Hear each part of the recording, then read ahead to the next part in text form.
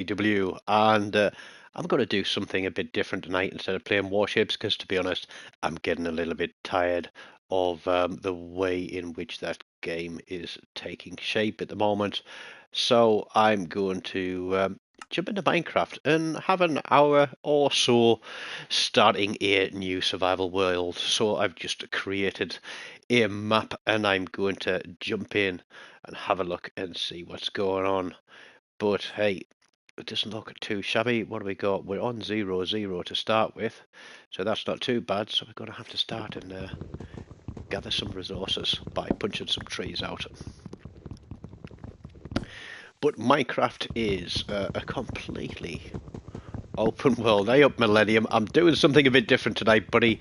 I'm playing a bit of Minecraft. Charlie wanted me to start a new survival world, and so I've decided to come and punch some trees.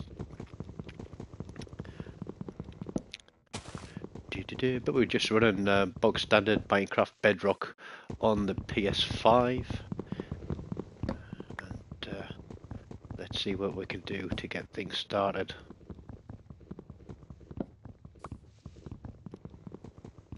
Nothing like doing a bit of Jackie Chan. So the first thing we're going to look at is getting a base together, crafting some tools, so we can yeah, we can create some planks. We can create a crafting table. We'll chuck that. Where's my 0-0 block? 5, 3, 2, 1, 2, 1. It's here somewhere. Right there. That is my world spawn point. So we'll create a couple of axes. That will help us to get these trees down a bit quicker. Because the first thing I want to do is try and build a small house to protect myself.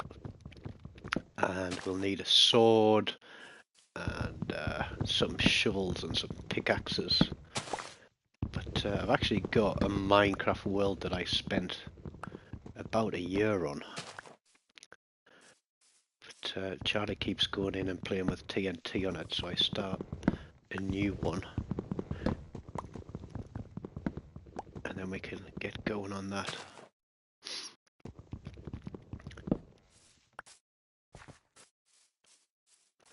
Right, let's have a looky see what we've got here.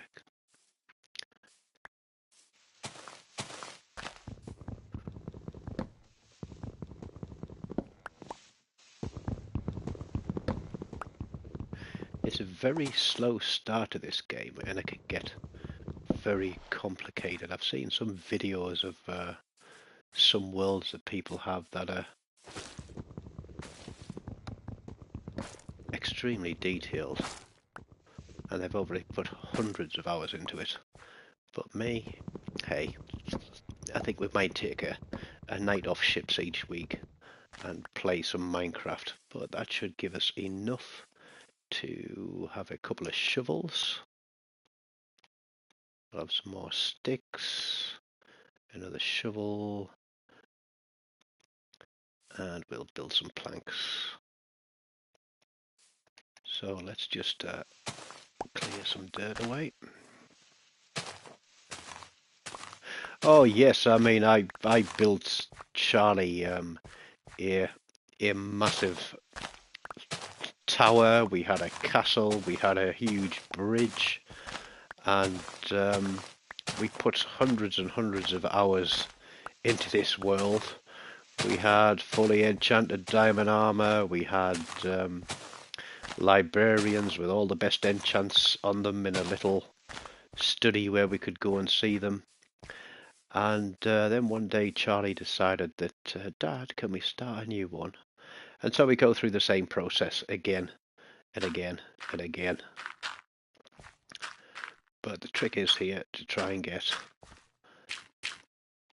a base up before it gets dark the first time. We don't really need those. What we do need is to try and smash some grass and find some seeds like that. And that, because seeds will give us hay or wheat. And wheat we can then use to make bread.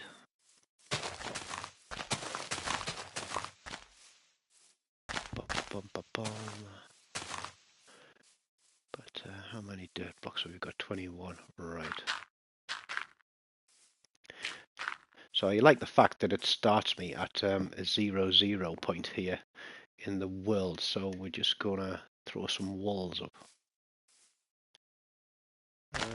Yeah, that'll do. Yep. No, not there.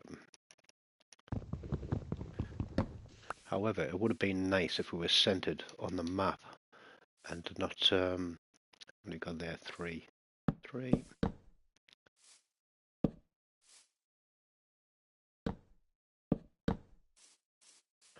1, 2, 3. Let's put a wall there.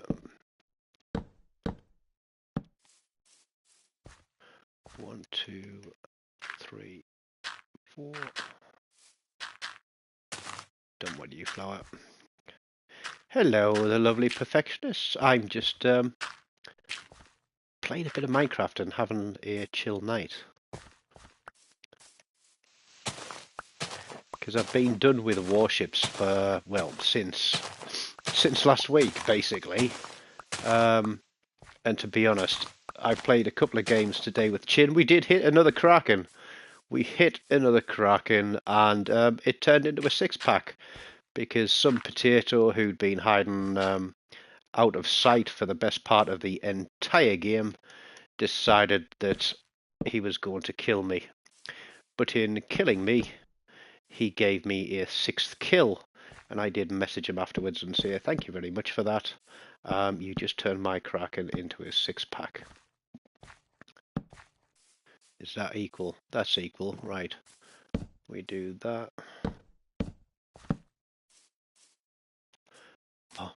So yeah, so I also dropped the YOLO Emilio, and those 2 videos will be dropping on Saturday, because it's 6 p.m. this evening, UK time. So round about yeah, an hour ago, I did drop 2 other videos onto the channel. One which I played with a great guy by the name of I Ran Over a Squirrel, and we played 2 games. Hang on a second, that's not quite right. Let's take that out and take that out. We need a double. We need a double. Right, now we need a block to get on top of it.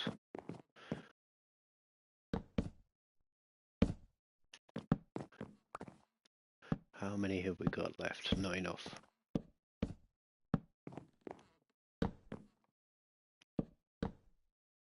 Right, need some more. We'll have all of them. But yeah, this is a game. I was off work a few years ago. I was quite ill. I was burnt out, run down, suffering from chronic depression. And I found that this game, with its creative way to play, was actually quite fun. And we need a door. We need a door. There we go, we got a door. Let's chuck that in, that in, that in. And strangely, you can't make 1 door in Minecraft, you have to make 3. But here we go. Right, now we need some sheep, but before that we need a sword. And we've only got wooden swords.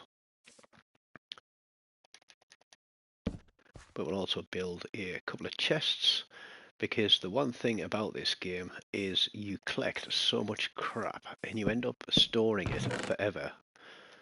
And we'll keep a hold of the apple for now for food. Yeah, you end up storing it forever, and you never know what to do with it. We've got another apple there, so we'll have that. So let's have a look. We're going to the negative there, so we'll go to the positive side. 5. Don't need you, flower. What we need to do is find out what's around us. Ideally, I'd like some water.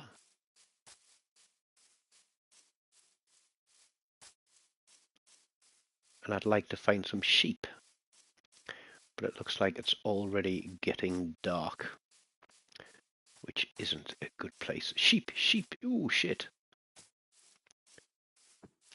We'll have you, little piggy. Yep, we'll have some meat off you. Because in just a moment, there's going to be nasty things start spawning in the woods. But if we can get 3 sheep. There's one. Come on, sheepies, where are you? Where's the sheep? What did I get off that? 1 wool?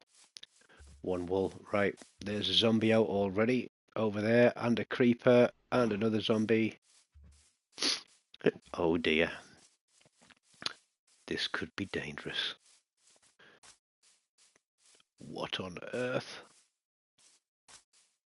Wow, okay, big cave system. But we've got some water. Not particularly what I was looking for, but it'll do. There's what looks to be a cave system around here. But I want 2 more sheep. I want some sheep. I sound like a Welshman. Oh, no, skeleton, skeleton, skeleton, skeleton. Bow and arrow. Just got an arrow in the butt. That wasn't fun. Oh, no. He's getting me, he's getting me. Come on then. Are we going to be able to whop him? Yeah. Right, we're going to have to go for it. We got him. We got him. We got him.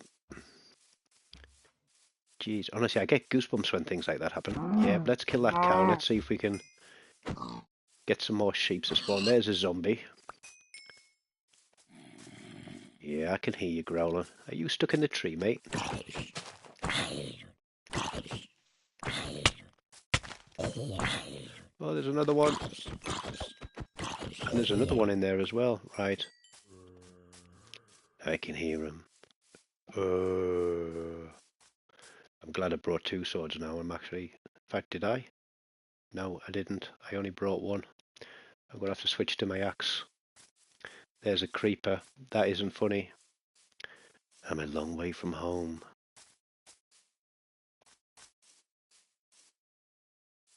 Well, I guess I don't want to drop off there, do I?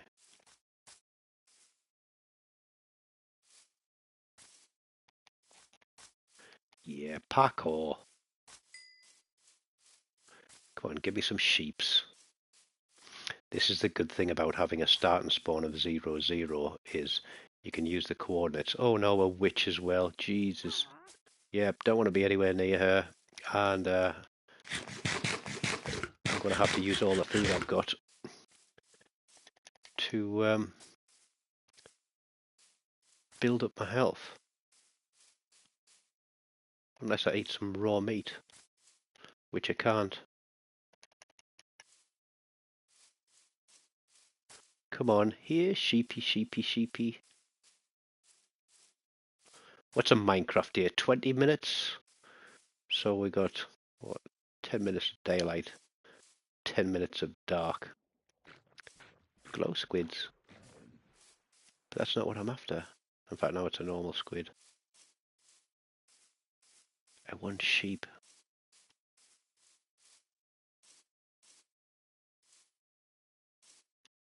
I can't. Does sheep not come out at night or something?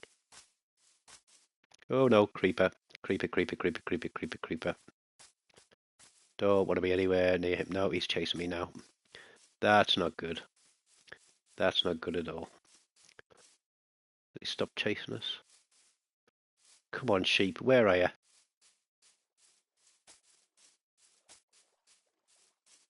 I can't chop any more trees down because I need my axe. Oh, zombie. Skeleton over there.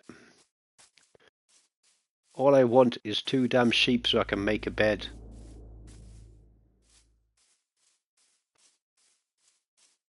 Honestly, they're like buses. You can't see one.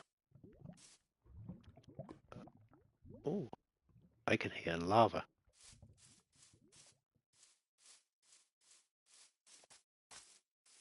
There's another creeper down there. There literally is not a sheep in sight. All you need to do is to survive to daylight. But without any food, what am I supposed to do?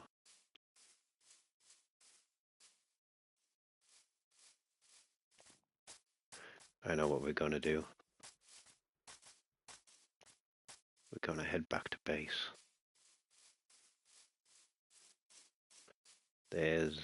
what's that, a zombie? Yep, there's a zombie. Don't get stuck in the trees. Don't get stuck in the trees. There's my base. Is that a skeleton down there? No, that's a tree trunk. Right, let's get inside here. Because although we haven't got a roof on it, we've got a door. And we're actually going to block up these windows to start with, because the last thing we need is a skeleton shooting through the roof at us.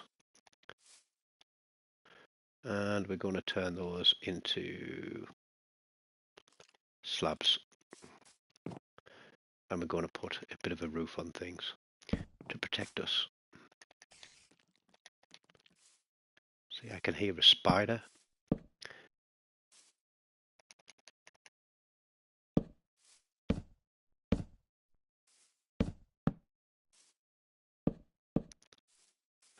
I need some stone to make a furnace.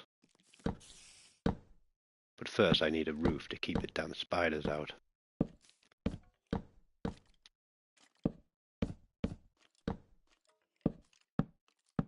I can hear spiders. I can hear skeletons. Well, didn't want it there. Let's take that down. Right. Don't need any flowers in the living room, thank you. Right, 0-0, right there.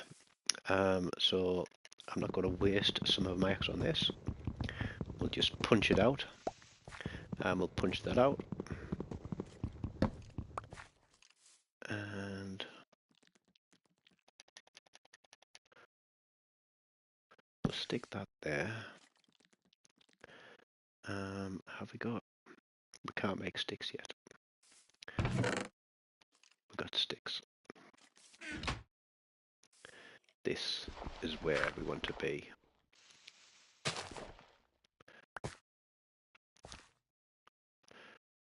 But we need more trees. And it's still dark. There's a spider. Is he coming for me?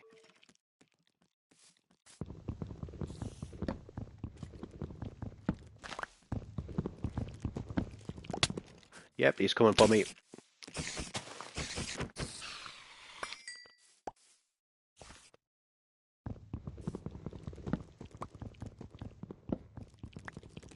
I can hear another one, yep.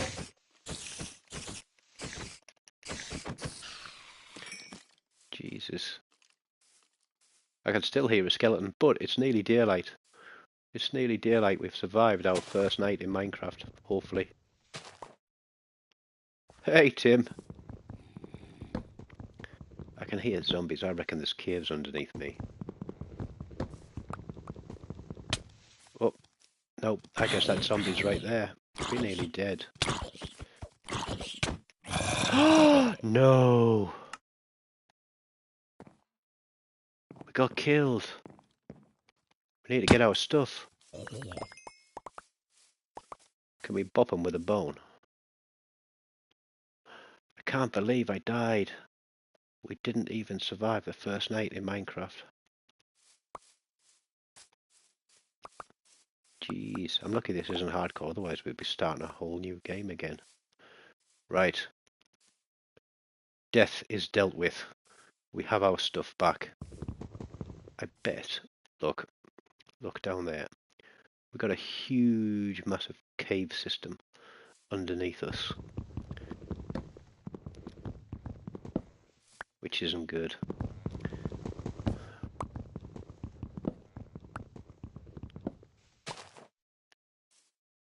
That isn't good. I don't want to be falling down holes. I need more woods.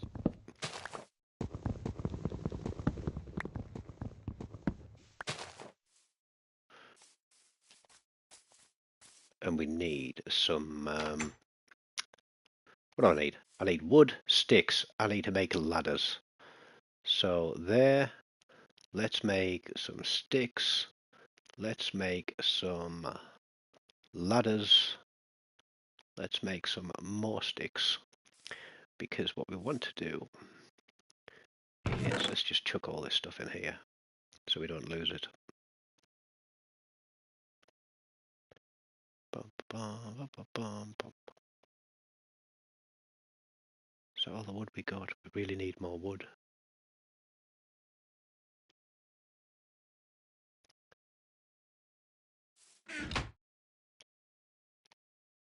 We need a couple of pickaxes. So let's get to it because we need some stone.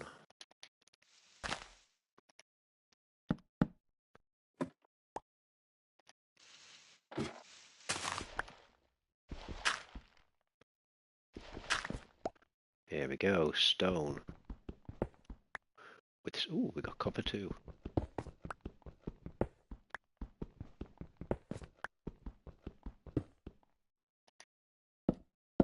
We're not going to take the copper just yet.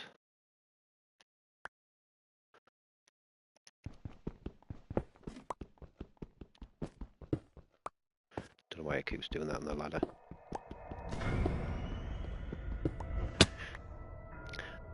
I was just about to say, they say in Minecraft, never mine.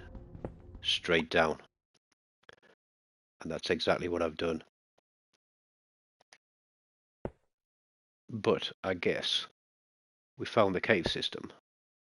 That's underneath the base. That wasn't where it went.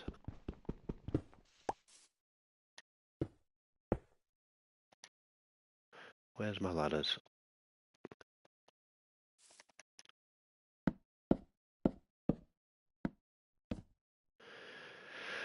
Right, well, we'll pull a bit more. Oh, we've got some coal as well. Right, let's pull a bit of this. We need to make some torches, start lighting things up.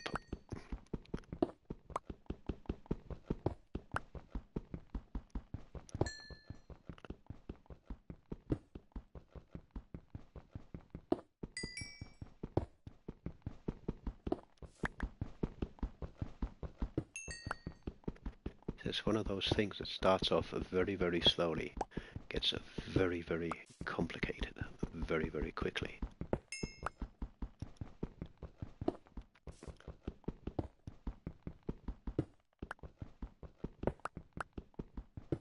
But we do need to find a couple of sheep. That's what we're going to do next. And then I'm going to make a cup of tea. Oh, a little bit too soon on that one.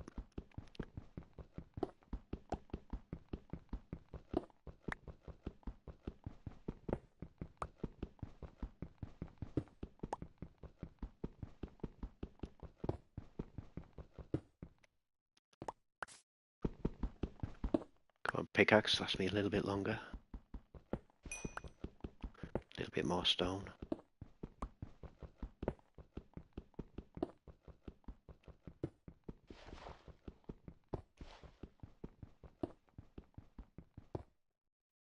Right, let's pick this stuff up. Jeez, it's a long way down there, isn't it? They obviously changed Minecraft recently. There was a new update in it. And they added another 64 blocks underneath what used to be bedrock and dropped bedrock all the way down. Right. Put that there just so we don't fall straight down it. Do we have an axe? We have part of an axe. So we need some more wood. There you go, we'll have a stone axe. Let's get some more wood, clear some of these houses around the base.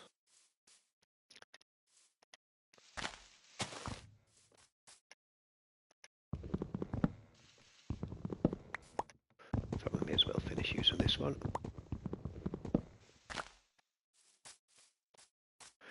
Because what we don't want is mobs coming and hiding out behind our base.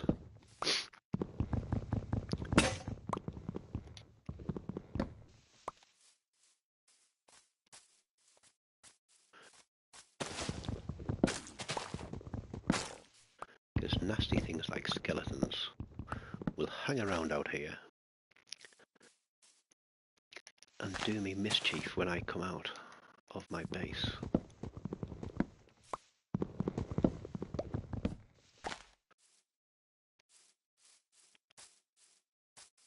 If anybody sees a sheep, so yeah. But it is here Dad's weekend coming up this weekend, so I'll have Charlie with me. And we got football on Saturday, which means a very early start. So there'll be no stream on Friday night. I didn't stream last night because Chin fell asleep. And as much as I tried to call and wake him up, it didn't happen. And by the time he did get online, it was more than a little bit too late to be starting up something then. So apologise. I could have jumped on solo, but I said I've really been run down the last few weeks and not really in the mood for much. Right, how many more trees do we need to clear? A few more, I think. Hi, what's that, Duosis? I haven't seen you in the channel before. Are you a World of Warships person or are you a Minecraft person?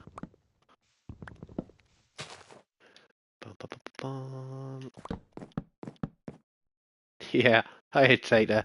Yes, it's Captain Minecraft tonight. Jesus, this tree's big.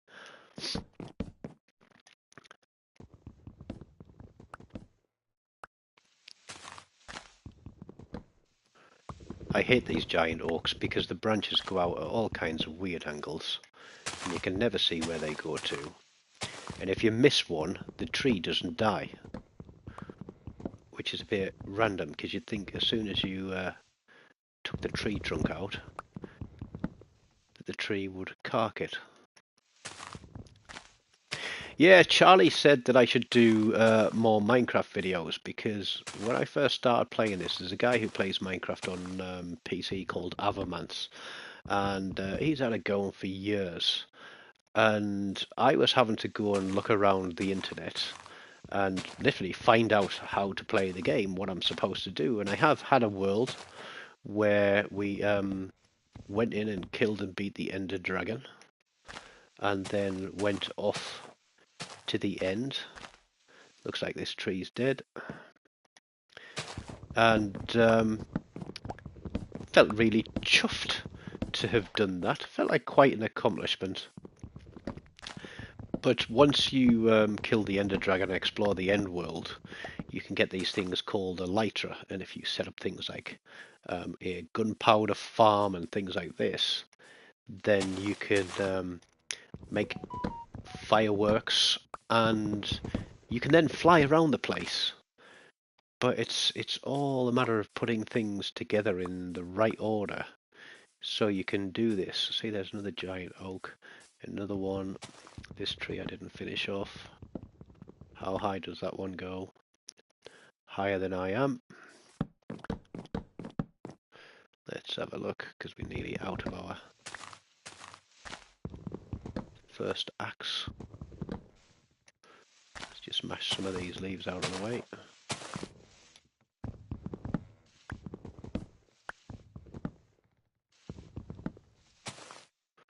Any more?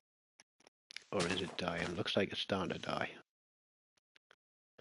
So let's get down from here.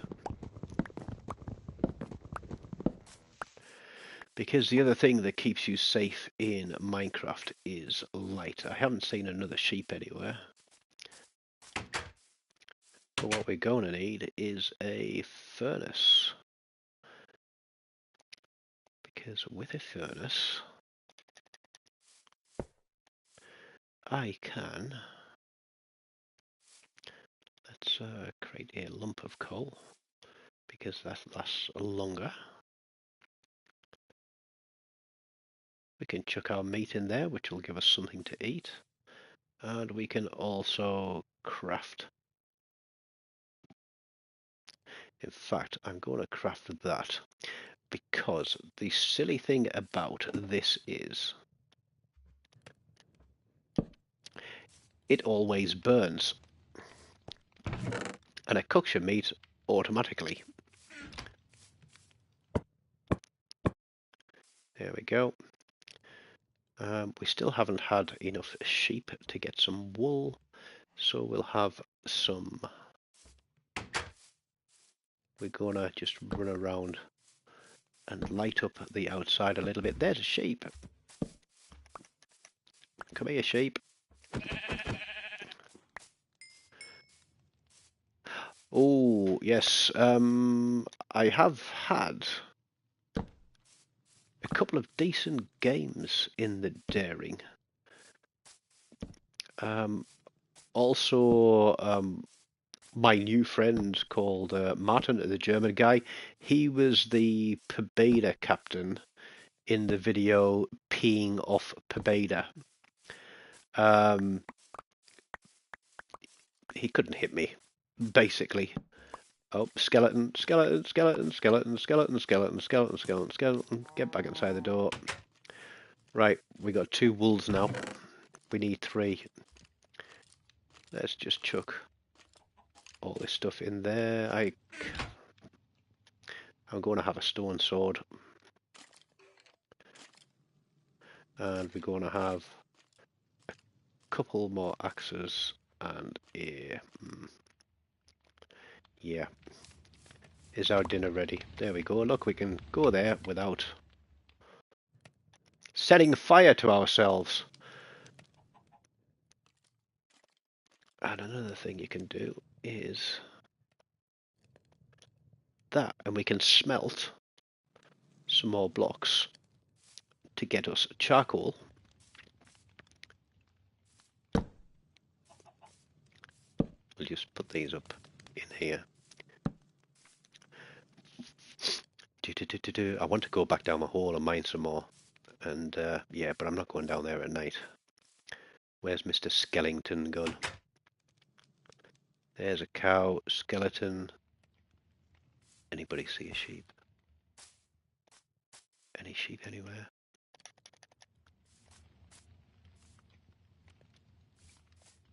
Don't see a sheep. I really do think sheep only come out in the daytime, because I can't see any. But we'll spread the light. Oh, sheep, sheep, sheep, sheep, sheep, sheep, sheep. Hello, Mr. Sheep. Thank you for your wool. It's lucky I'm not a vegetarian, isn't it? Hey, guess what? I thought my house was on fire then. Guess what we can do now? Where's my wool? Cheers, wool. And we need some planks. Then we can make a bed. Beautiful. Right, now we can sleep out the Minecraft nights. That is probably one of the most important bits of Minecraft, is to get a bed.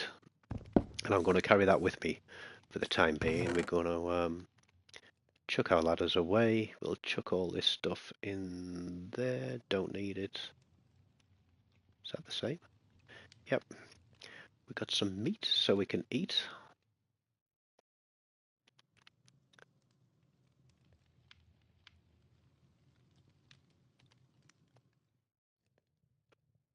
And we should have some charcoal coming up soon. There we go.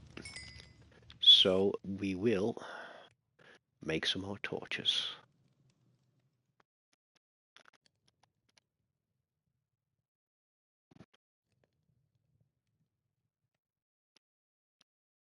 why can't I make torches? Where are they? There they are.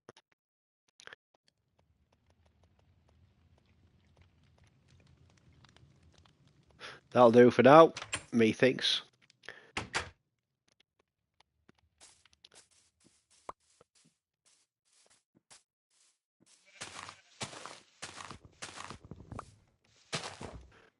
What I need is some iron to make a bucket to get some water. So the question is, am I going to have to go down into the depths?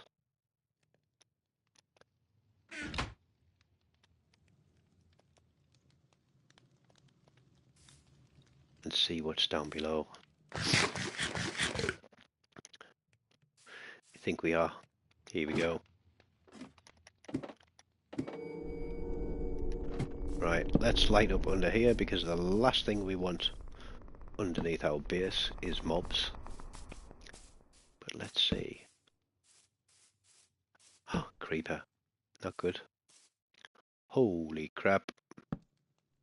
Hello, Mr. Creeper. There's a zombie down there. Man, this isn't a good place to be starting from. Not a good place at all. But we'll take the coal while we're here.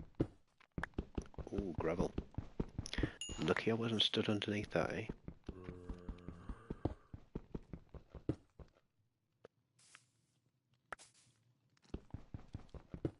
Is that zombie coming this way? Oh, he can't get over here, can he?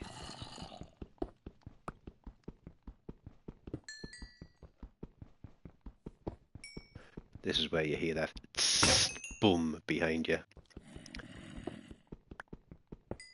Coal is good.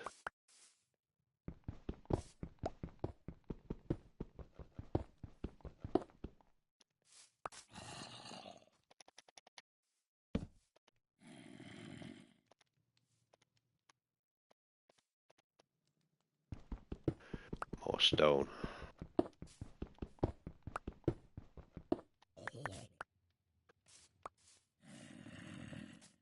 Yep, we don't want those guys anywhere near us.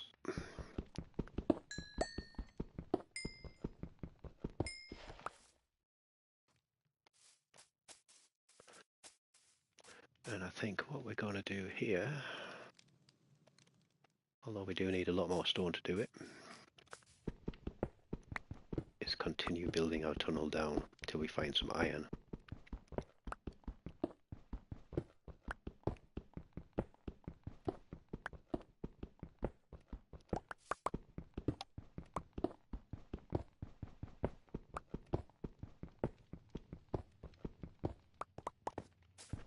There's something so relaxing about the methodical mining of cobblestone in Minecraft.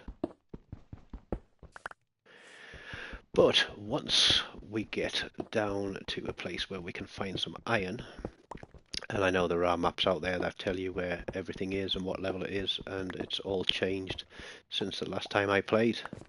But we're going to do what we can here. Yep, that'll do. And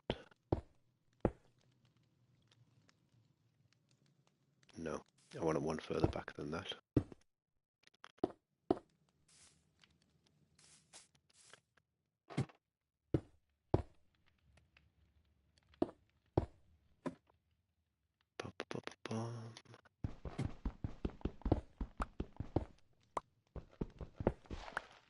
So we should have a 2. Yep, that's good. Get off the ladder, you plunker.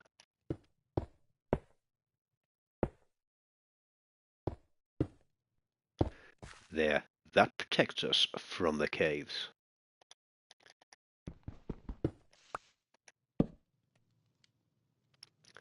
So let's continue. I need my ladders, don't I? Jump.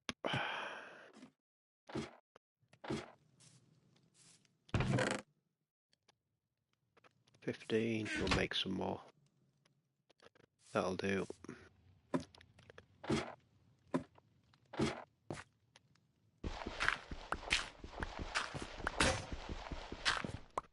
Really, that's my shovel already gone.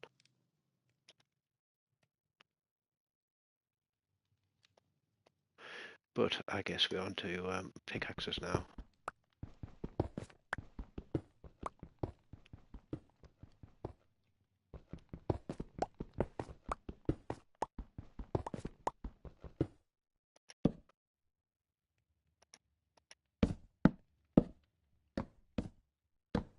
Oh, we didn't want that ladder there.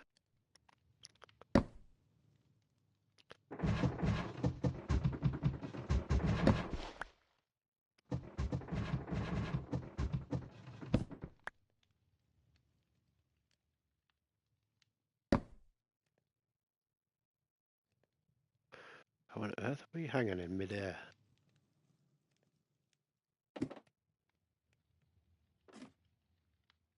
Oh, it appears as though we've got a bit of lag.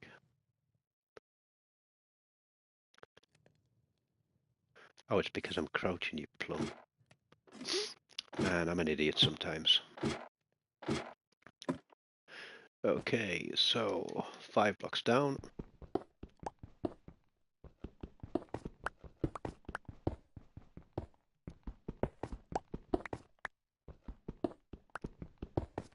And this is a method I've used for ages. 5 blocks down, 5 ladders, and a light.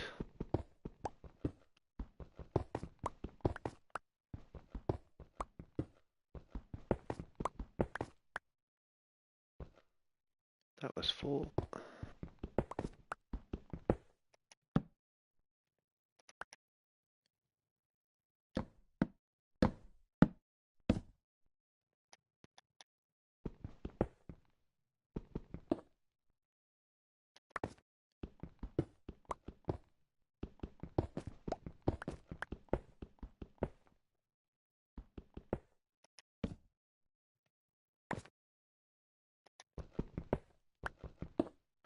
Still found no iron. This isn't going good.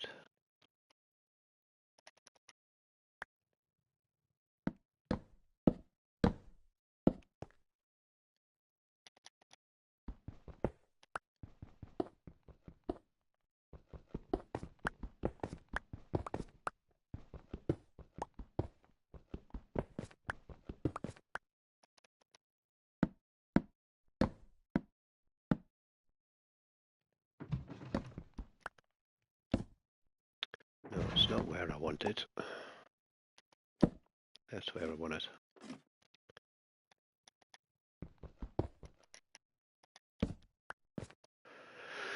Right, we've got another pickaxe at the ready.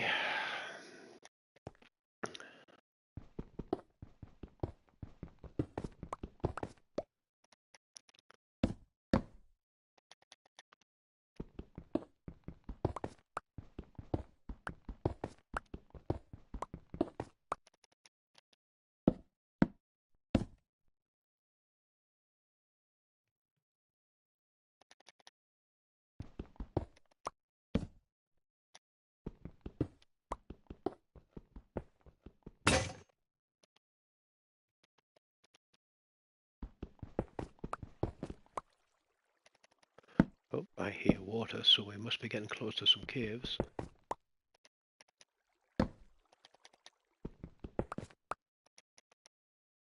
Iron. Beautiful.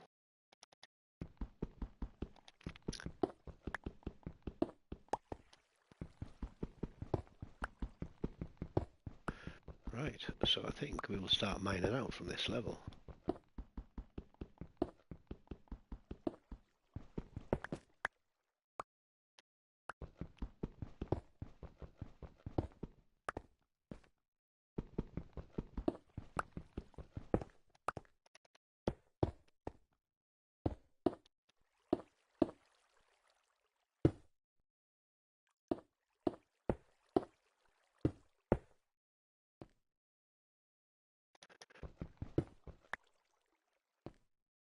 Right, so from here, level 18, if we've got some iron there, we shall mine for iron from here. Because now we can make a bucket, which means we can get some water, which means we can start planting some crops.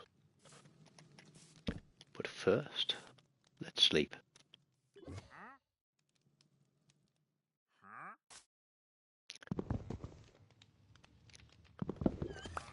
I always do tend to backfill. It's like I'll have to go and have a look and see what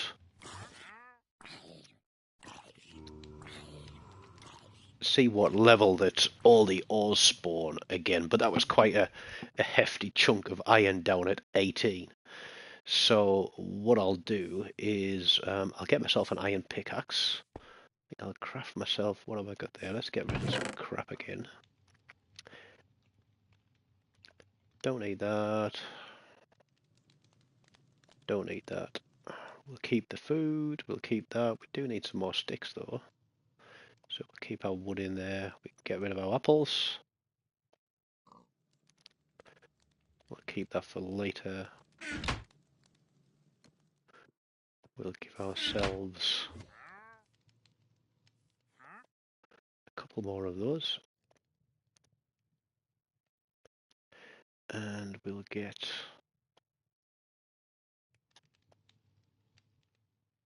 a couple of shovels just for some gravel.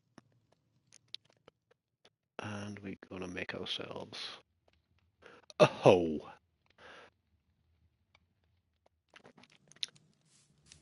Right, how much iron we've got? We've got enough for a bucket. We're also going to make an iron sword.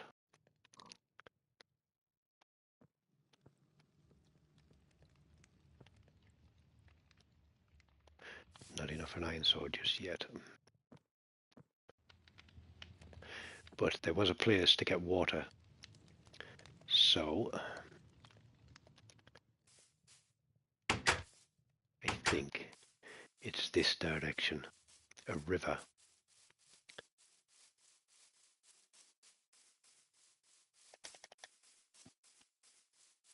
There it is, I see water.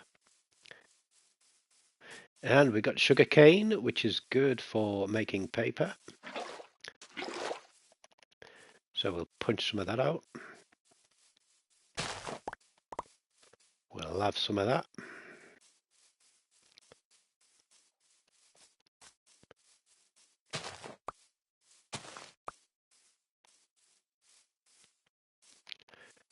And now we're going to create ourselves an infinite water source by our house.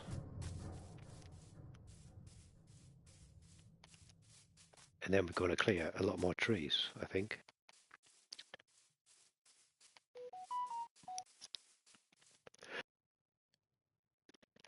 Oh, looks like a sheep died out here. Never mind, we'll have that. Right, we need an infinite water source. So, where are we going to stick that? That's where the cave is down there, and I don't want to be there.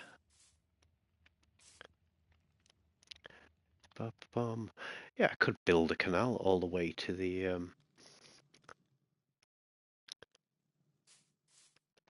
thing. Right, 1, 2, we'll leave a gap 3.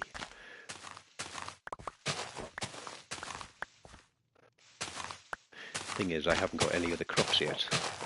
Because one of the tricks that I learned some time ago in Minecraft is that if you have 2 different crops and you plant them in alternate rows, that they grow twice as fast.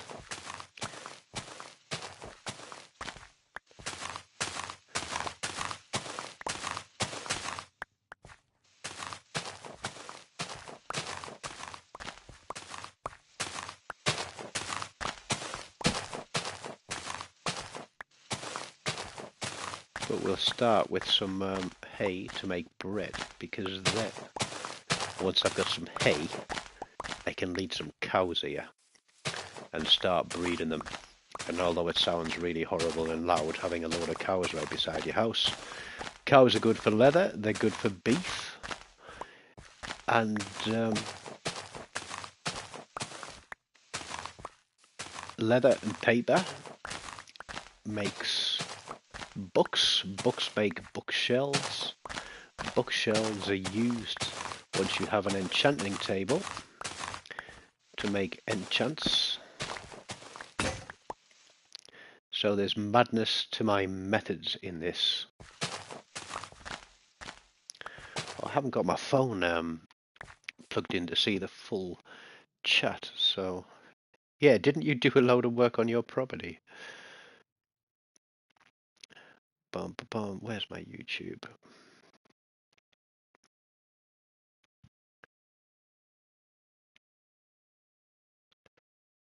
There we go.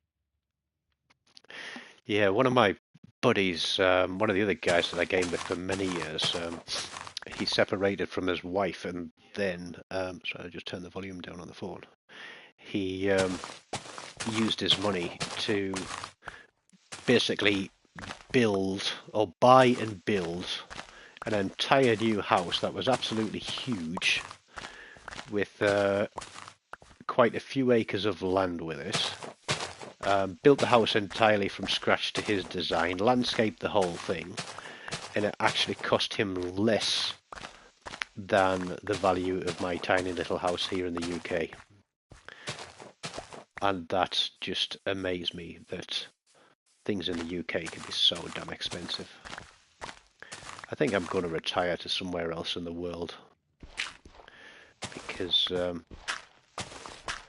think it's the only way I'll be able to have a reasonably funded life is to not live in the UK.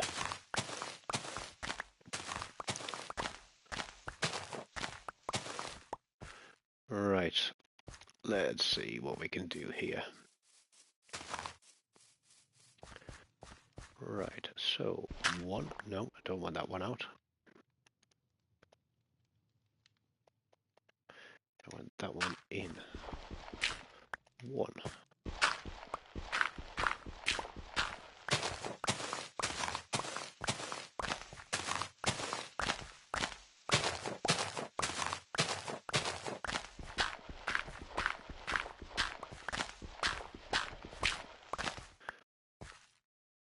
Right, that's nicely done. Welcome in Idaho. I could grow potatoes in Idaho instead of sinking potatoes in World of Warship Legends.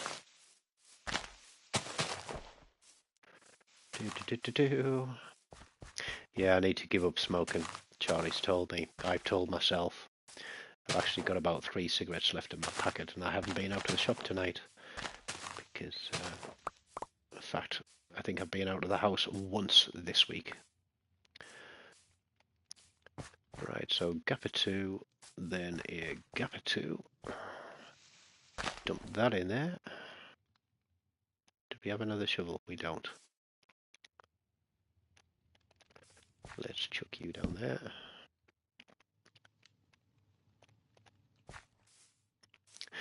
Because Minecraft works with stacks of 64.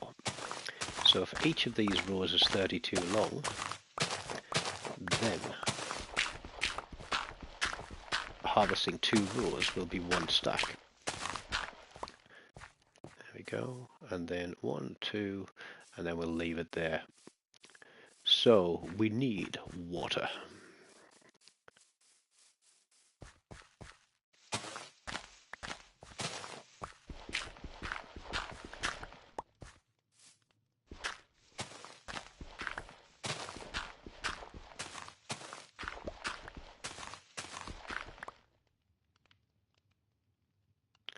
Oh yeah, we had some person do that here in the UK as well. There's a guy called Kevin MacLeod of the Clan MacLeod, and I think it's Kevin MacLeod, yeah. And he does this thing. Oh, it's not Amazing Spaces. That's another guy. But he looks at people who are building their old properties or renovating properties and things like that. And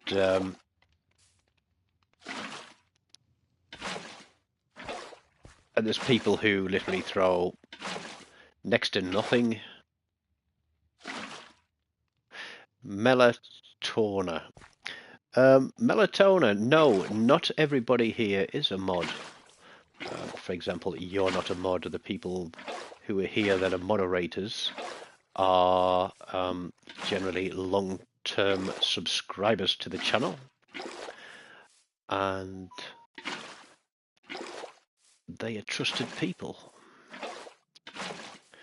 But I'm just wondering if we may see any trolls along the channel tonight, because if you follow my Twitter account, you'll notice that there was a very long-winded and rambling message from somebody that has been past trolling World of Warships live streams recently. But yeah, whatever their reason for it, I don't know. But hey, such is life, eh? Everybody's welcome to come and watch me play Warships. Everybody's welcome to come and sit and watch me play Minecraft. People are happy to join in the conversation.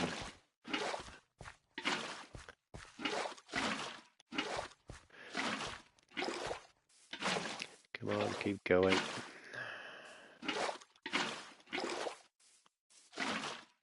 Keep getting that wrong, don't I?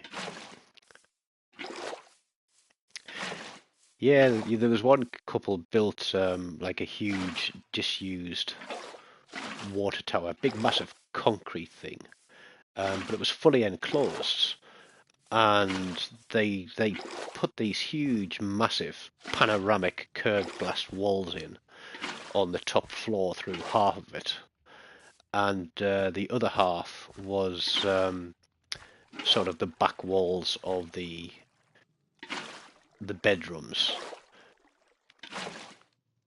But I mean, how do you hang a picture on a curved wall? Do you have to go to a special picture framers to buy picture frames that are actually curved to fit you all? But one of the cool places that I've been in the world is the BT Tower in London. And if you go to, like, downstairs, you go in, and there's a reception area downstairs. If you've seen the old British red telephone boxes, they have loads of those in all kinds of different colours and designs that have been done by artists. And right underneath the tower, at the base of the tower, there's a conference facility, and you can go in that conference facility and obviously have conferences. And at the end of the conference, they take you up in the elevator, and they take you up so quickly that your ears pop. It's apparently, I think, the fastest elevator in Europe, and it's really unusual going up somewhere that quick, that fast. Right, here we go. Now we can start growing some things, he says.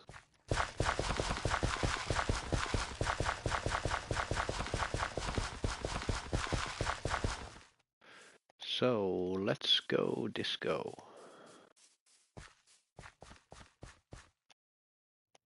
Oh, don't want you, I want her there. Right, let's see if we can get some more grass seeds here.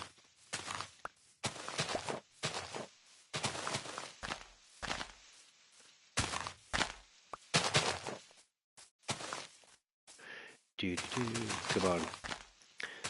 You won't normally hear me say, come on, give me some grass. Because I don't do that kind of thing, but hey.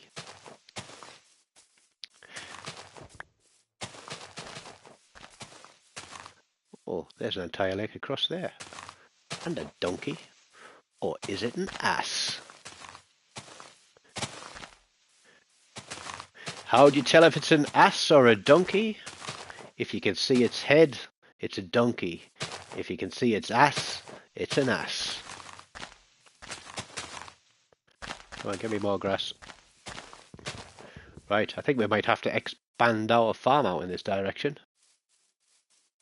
Let's go have a look and see what's about. Oh no, it's raining. That means monsters come out in the rain. Did you know in Minecraft fishing is better when it rains? Hello, sheep. Where was that sheep when I needed him? Where were you, sheep, when I needed a bed? There's another sheep across there, look.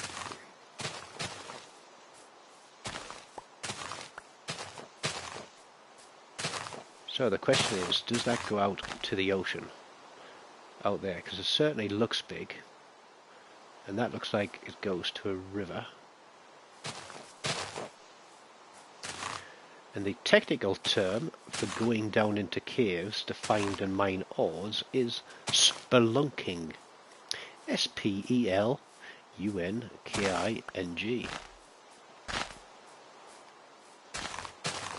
Come on, I want some more grass. We'll take some flowers as well, eh? We'll build a pretty garden.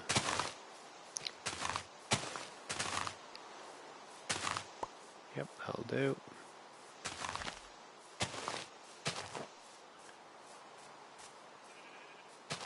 Yes, sheep, I heard you saying that. We're not going to kill you.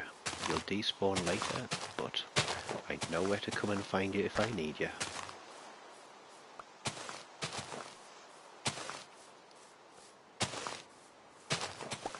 Oh, caves down there. Did we get both of those? No, we didn't. How many we got now? 20? We had 28 before. We need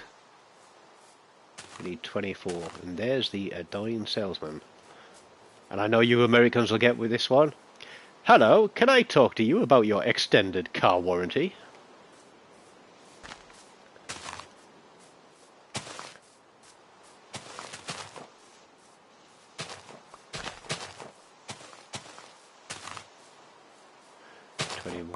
We need 2 more.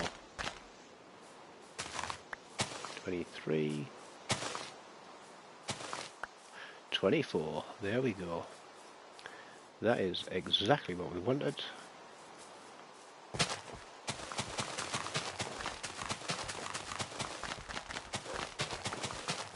Oh, we got wolves. And it looks like we popped one by jumping on it. So, you can go back in there, mate.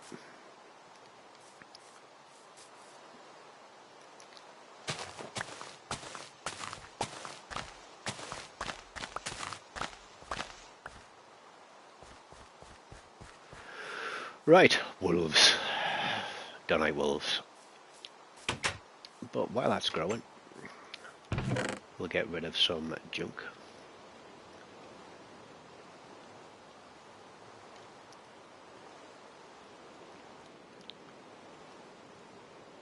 And we'll go do... Need some sticks. Do we need some wood?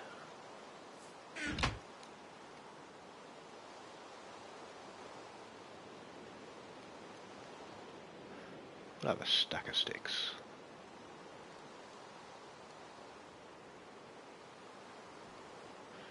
How many torches have we got? How much charcoal have we got? Let's have a couple of stacks of sticks.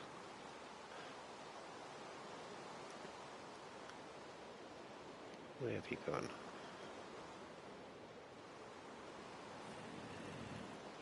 Oh, I hear zombies.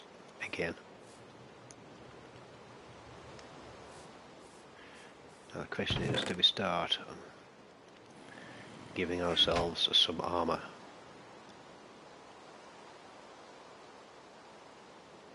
No, we'll save it.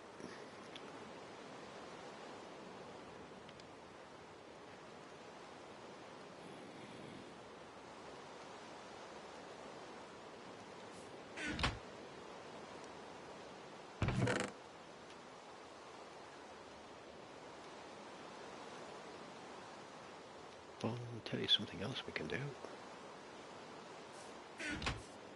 Is it bedtime?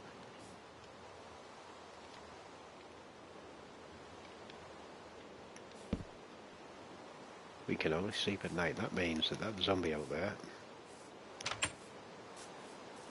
is out in the rain. Yep.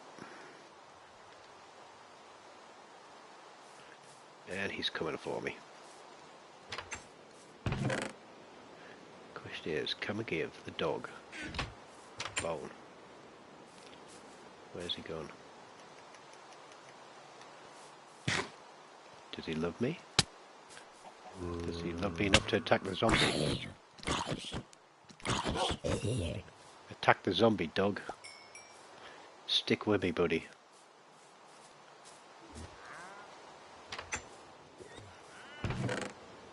Something just died. That sounds like it killed a witch.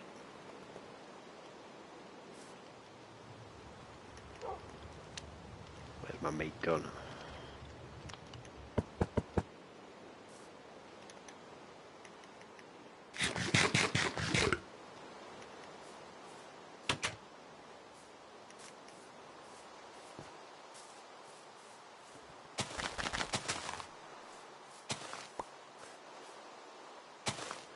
There we go. May as well grow some of that stuff while we're there.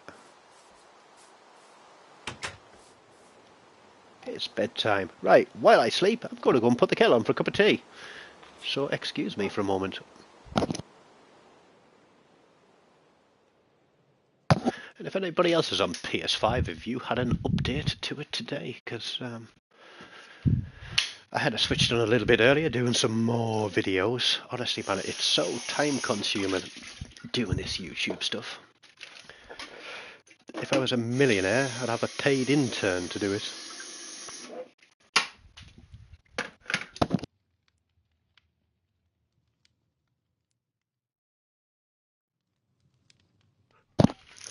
But it's also a Kit Kat time.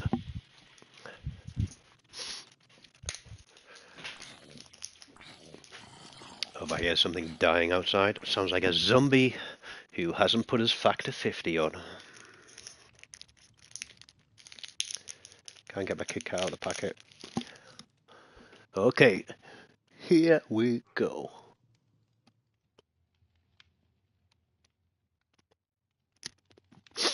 A custom staircase. Man.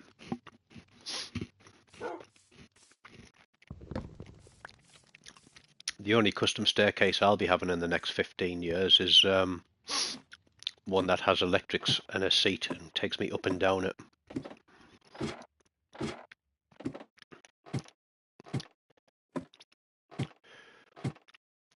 Right, so we are gonna go out. 1, 2. Fuck me, that made me jump a little bit, seeing a dog come through the rock. Yes, doggy, I can hear you.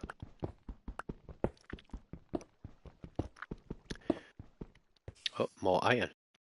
We may have struck gold. Well, not gold, but iron. Which is quite nice. I'm going to stick a torch down here just to give me a bit of extra light. I've got a feeling we're going to break through into some more caves somewhere.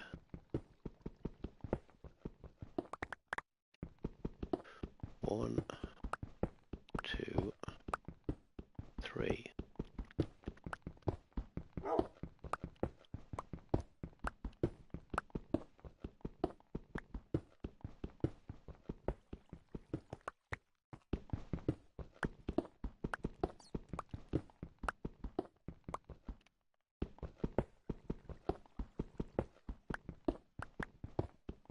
This is the dumb thing, I can actually hear my kettle boiling.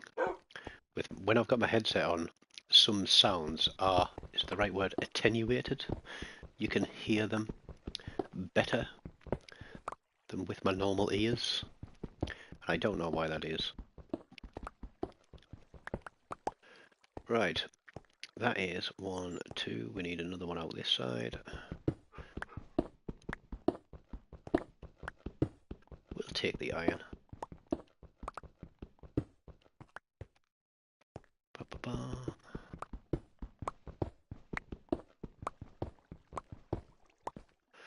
Right, so it looks like level 18 is good for iron. Yes, dog, I can hear you. You don't need to bark every time I friggin' go somewhere or do something. So we'll get this stuff out and we'll smelt it. I can see that dog's going to get annoying.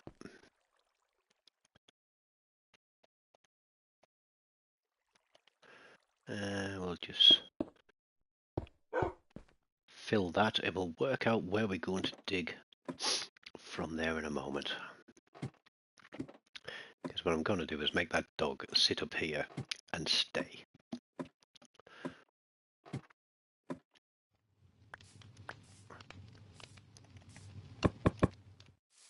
Right, come on doggy, where are you? Right, stay, good boy.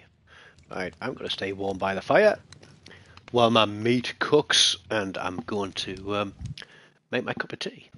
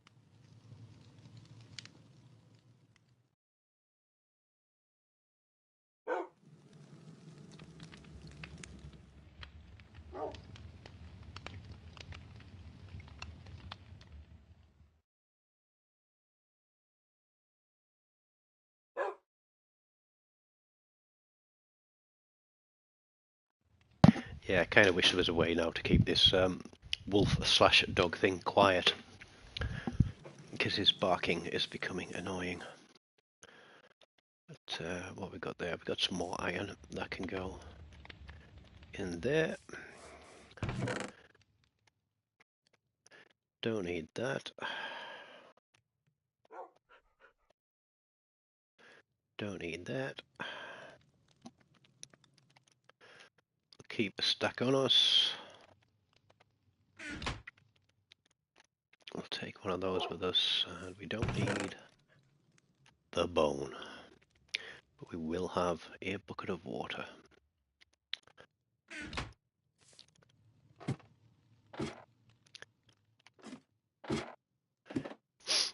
Let's see what we can find down here.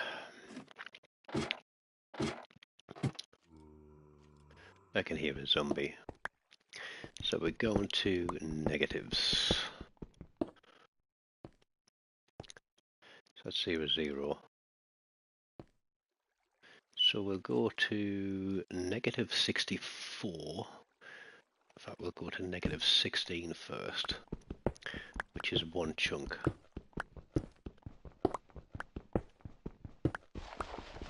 Gravel.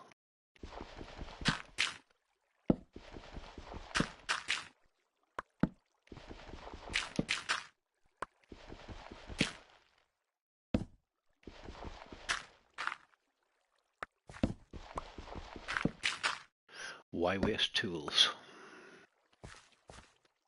So 10. 10 is the limit of light for one torch. So that's why I'll use 10. Where we're up to now, 13, 14, 15, and 16. So that is one chunk.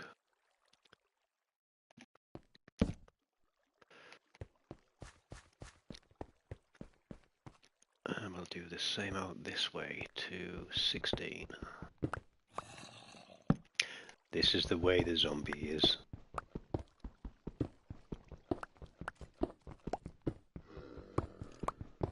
Now there is a way to work out where your chunk borders are. It's much easier on PC. Dripstone. Dripstone block, that means cave.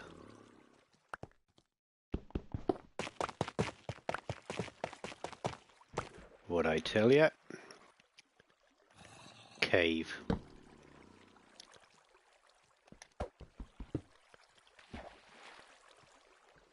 Now, cave is both good and bad.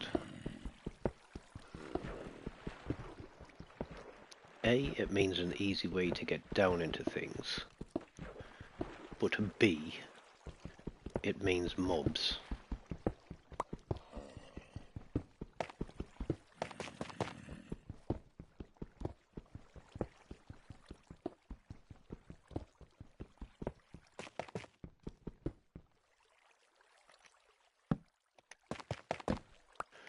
So let's, can we...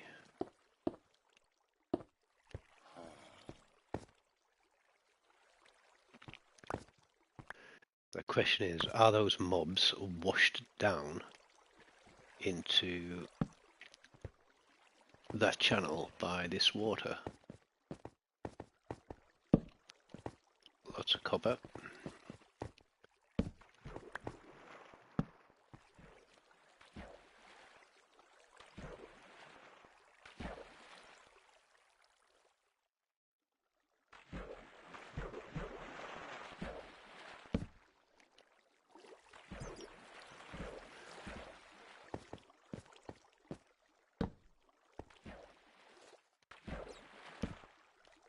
Bats. Hello, bat.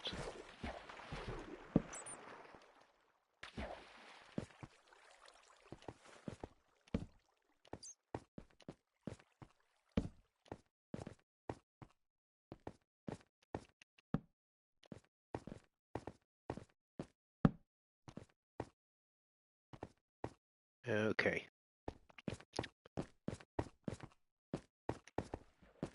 What we're going to do is block that water supply off. Copper doesn't really do much in the game. You can make a few things with it, but I think it's mostly decorative. You can't make copper armor, you can't make copper tools.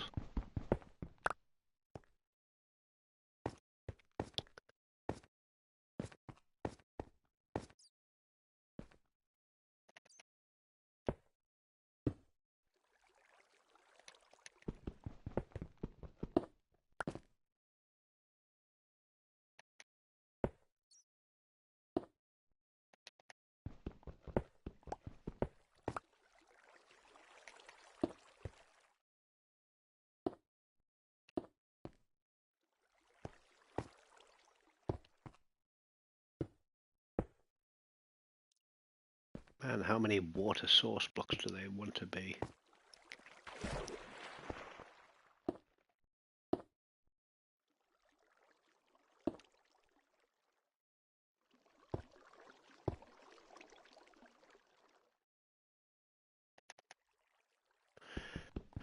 Yeah, it would be nice if you could make alloys up. The copper blocks, oh, I just heard a skeleton.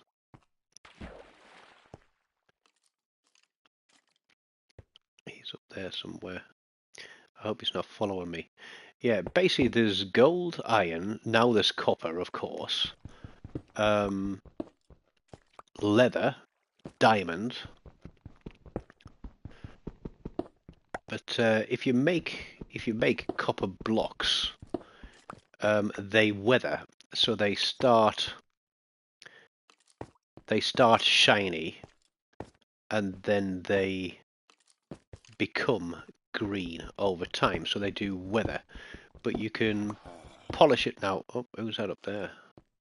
Where did I hear something? You can polish it, so if you get bees, you can then get wax, and you can polish it to keep it from tarnishing, which is sort of an interesting addition to the game. Is that a long tunnel out there? Yeah, it is.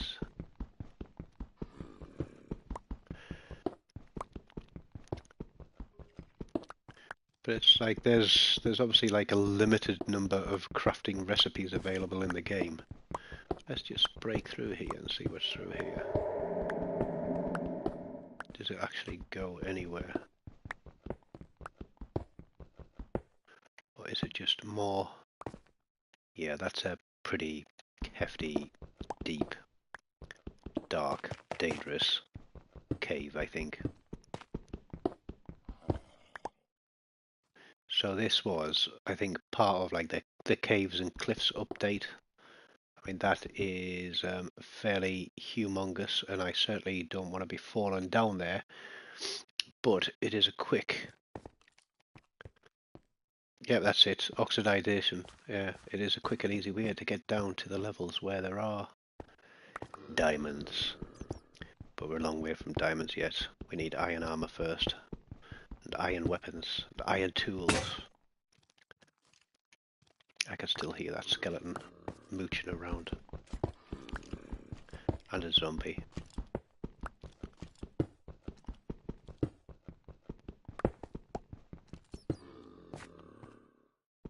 One of the things about copper is there is an abundance of it.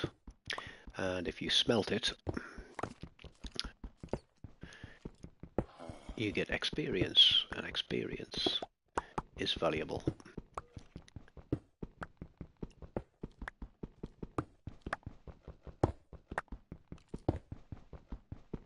Man, this is a big seam of copper. We hit pay dirt, Billy Bob!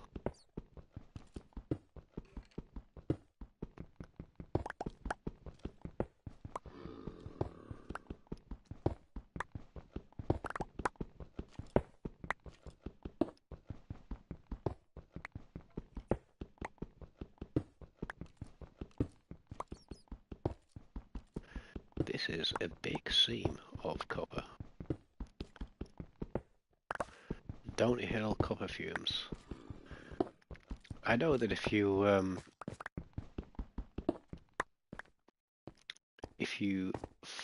sort of get copper filings and throw it into a fire, it turns the flames green, I think, doesn't it? Or is it blue?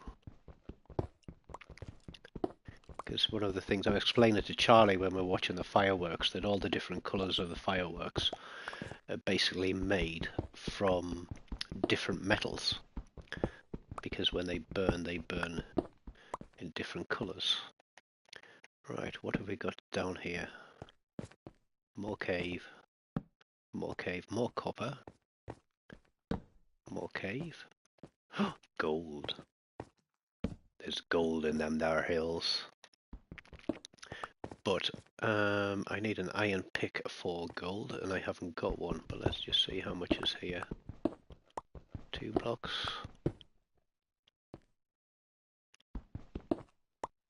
Any more for any more? Or just the 2? Yeah, we had a wonderful chemistry teacher at my secondary school, and he was actually a doctor, Dr. Con, and well, that's something that's new in the game, glow lichen. So if there was no torches in here, that would actually provide a small amount of light.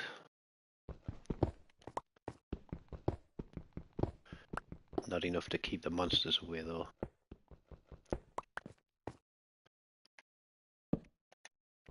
Just wondering how far this goes up.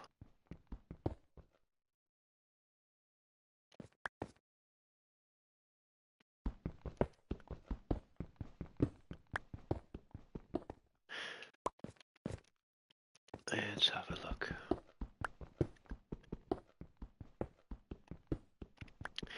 Yeah, oh, look, there's some more iron up there.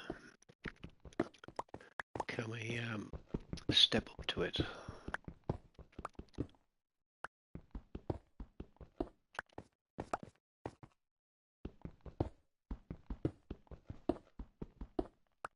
We'll have that. Although my pickaxe is nearly broken, I just got to be careful that I'm not mining something out that has... Well, we've got water underneath it, so there's only one thing to do here. There is a cave there. Just to get rid of that. So we're obviously underneath that river or a lake. Let's go back down this way. We'll come back for that goal later, I think. There was a huge haul of more copper down here. The only mines around where I grew up are coal mines. And even then, they're quite deep. And a lot of them cut out under the North Sea. But the Tories made sure that most of those coal mines were closed back in the late, I think it was the late 1980s, early 1990s.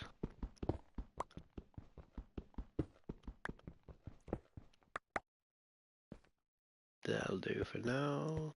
Those are quite clever because with this you can collect water. And another thing I learned is if you get a lava bucket, or if you get a bucket of lava, and then you build an enclosure above one of these, it will actually drip lava down and create an endless source of lava. So there's going to be a few things I'm going to be building as part of this world as I get to it. Tin's mostly down in, I think, Cornwall and Wales. I think is tin.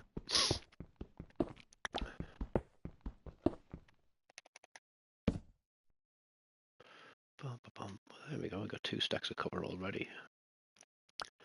So we're going out to 16 on this one as well.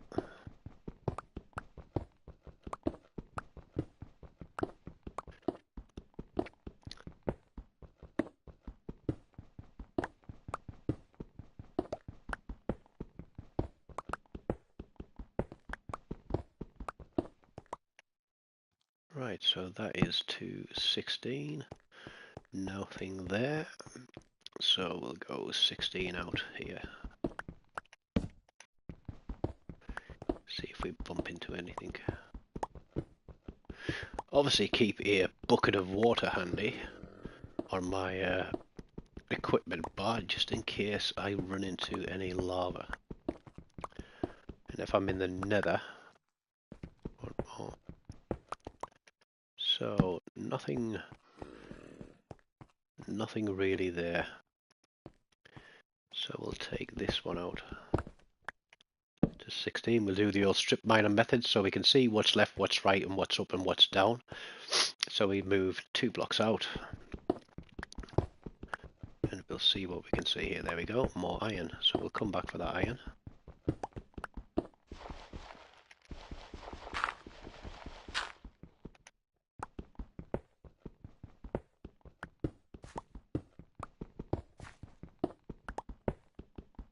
Man, when you get into sort of end game where you've got fully enchanted efficiency pickaxes and shovels and things like that, it really does make a difference over this monotonous. I don't know if it's a claim jumper, I guarantee you it's a friggin' zombie though.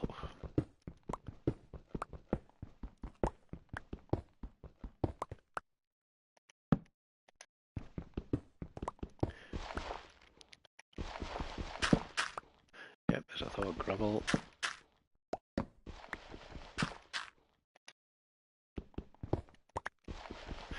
Hiya JJ. JJ's one for Minecraft as well. He was outlining some ships. There we go, some more iron. Happy with that.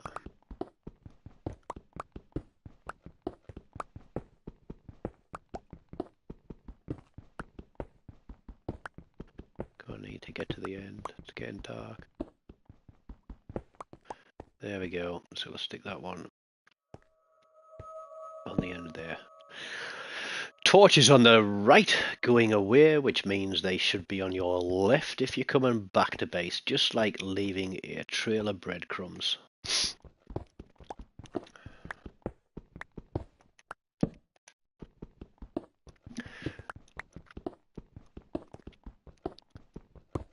Because before I discovered that you can use nether portals to fast travel around your overworld, as this is called, I was digging tunnels like 2,000 blocks long underground, and then producing.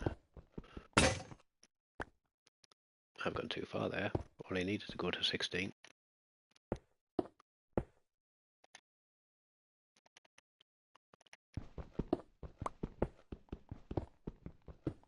There we go.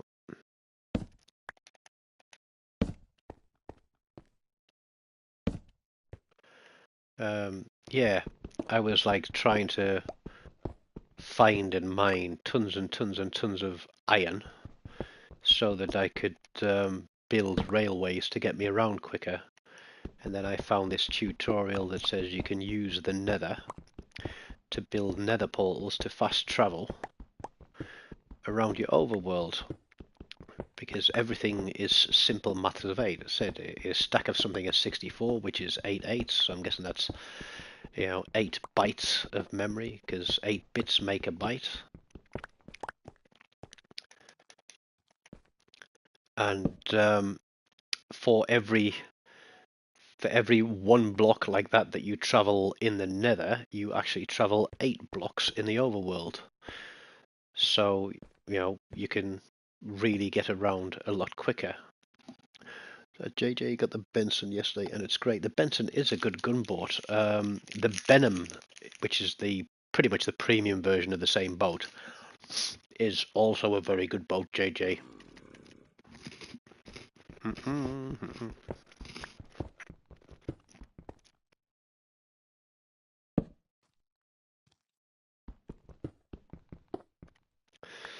In fact, when I did, not the weekend just gone, but the weekend before that, arena season, I wanted to take a few boats out to see what was being played in arena.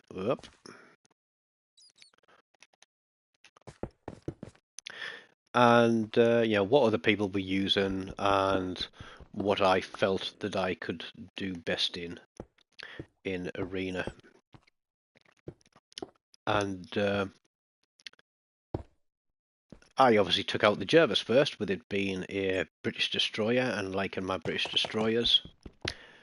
But it just felt a bit flimsy. So I then decided to give the Benham a go. And there are 2 videos there on the channel, Benham Bash and Benham Bash V 2.0. And they're both very, very good games in the Benham. That's not 2 blocks, is it? No, it's not.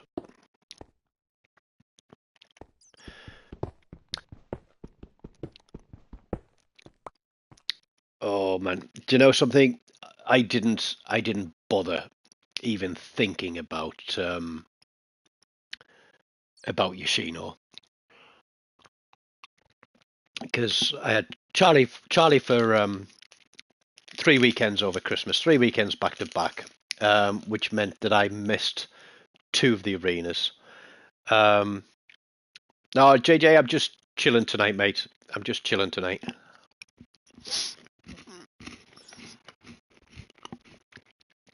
So,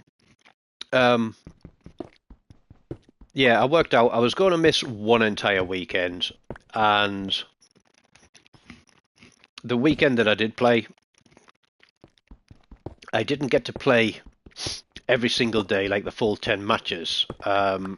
So the day that I was able to play, I ended up having to play a lot of matches to get my average score up. And it was really quite tiring. And some of I went into the majority of the games solo, and the games that I enjoyed the most was me versus 3 other destroyers, because it was like doing the solo ranked, but it was made much more challenging by the fact that you had 3 ranked opponents and not just 1. Hell, there's an entire thing up there. So that made it more interesting to me, and it made it more fun to play. Plus, also, I was playing the kid. basically forget the torpedoes until it got to big ships and just play gunboat style. And I didn't always win, but out of that 1 week season, um, my average win rate for arena, and this is going in solo and going in with a division, but my average win rate across all seasons I think is about 34%, and probably 65-70% of the games that I went into with a destroyer were solos. And over the course of the entire season 15 arena, I did put my stats into one of the end videos, but I think I came out with a 45% win rate. And even this weekend just gone, I really couldn't be bothered to sit and troll all my way through, an entire weekend of arena again. I was just getting a little bit tired of the game at that point. It's been a bit of an overload trying to get everything done, as well as trying to get Christmas and New Year and everything like that out of the way. And so I ended up playing 15 games in total. I finished in the top 10% with 15 games. I was only on something like 150 something thousand damage, I think. Maybe not even that high. But that was enough for me. I thought, I'm not going to put any more time into it. I'm not going to waste any more boosters on us. Oh no, the 1v3s are the best bit of it. Seriously, go and watch some of those videos that I put on that playlist where it's 1v3. I was absolutely loving those. It was the rare occasion in a 1v3 where I didn't win. There are some great 1v3s on that playlist. There's a couple of very, very good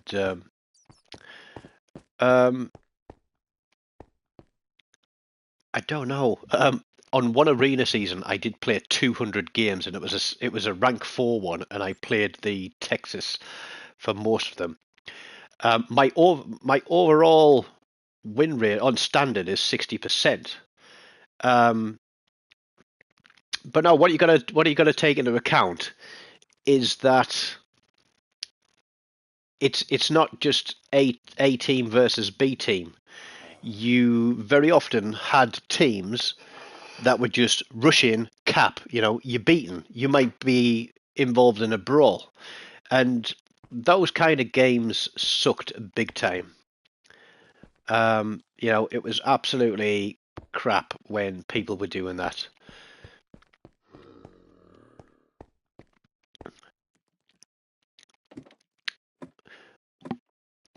15 straight unranked. I think we've done 13 straight on ranked before, but that's playing with an absolutely solid division who know what they're doing. Chin does sometimes get a little bit too aggressive. Sometimes we make mistakes. Sometimes you get 3, legendary divisions against you. But I'm saying, if considering that I went in this weekend and played, I think 10 solo, 5 in division. I think one of those was some of those were with Chin. 45% win rate, and getting even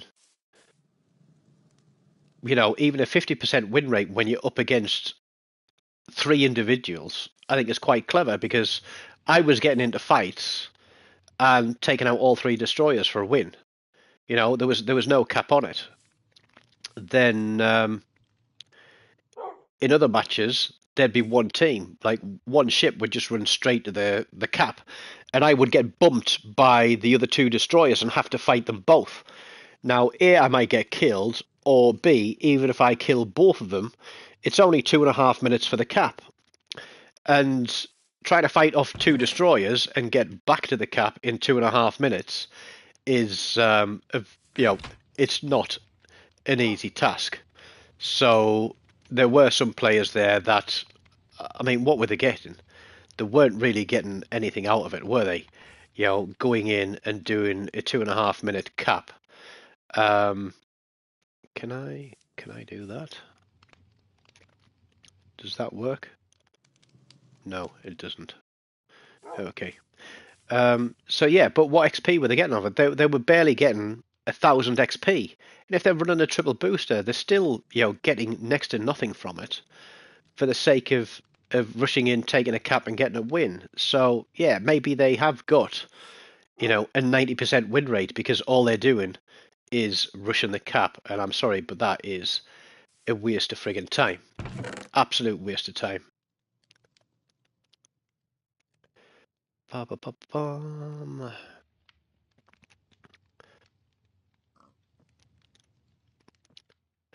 But yeah, like I said, that playlist that I did for arena replays, there's some absolutely solid battles on there where,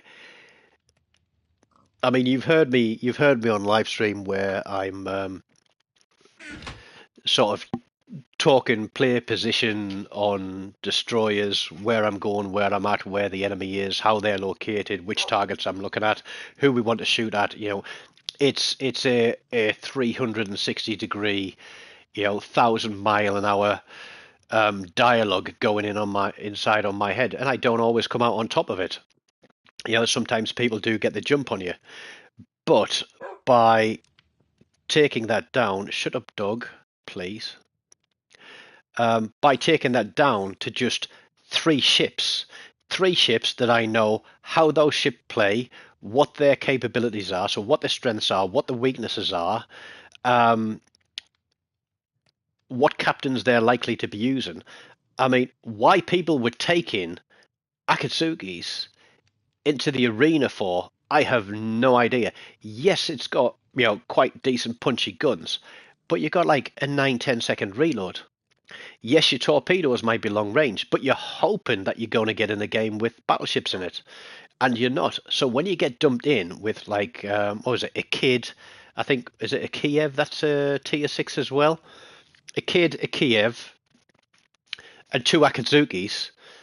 You're not winning that. The only way you're winning that is if you run for the cap and pop the smoke and you don't get torpedoed or gunned through your smoke. It's as simple as that. And so many of those games, that's what the guys in the Japanese destroyers did. They ran in, they tried to cap in the smoke. I torpedoed an Akatsuki twice in the same smoke screen. I fired one salvo, hoping to get a hit and flush him out. I hit him, and I fired another salvo through, thinking, well, he's still there. And he came out of that smoke screen with probably 10 hit points on him. I think I fired 2 turrets at him, and he was gone. And I'm like, why the hell would you want to just sit in that smoke knowing that there's somebody coming? The number of people that weren't running twist and track or perceptive as well. It's a tool that's there to give you an advantage. Why the hell aren't you using it? I know that some destroyer commanders weren't running full concealment. They were running 3K detection. Obviously to give them an advantage. So if you pop your smoke, they could then run you down in your smoke screen. But to be honest, there were some people in those arena battles that really need to find another game to play. In fact, no, they shouldn't, because it's easy kills for me. It's as simple as that. They should keep doing exactly what they're doing and going into arena and playing. Continue to play those ships with those captains, and let me have the easy kills on it. No, we'll take that off and we'll have another furnace. We'll turn that back into copper. Holy crap, how much copper did we get down there? We'll take half of those out.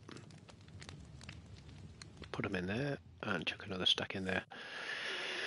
Do you know something? It's nice to talk about warships while I'm not playing warships, and have those kind of discussions.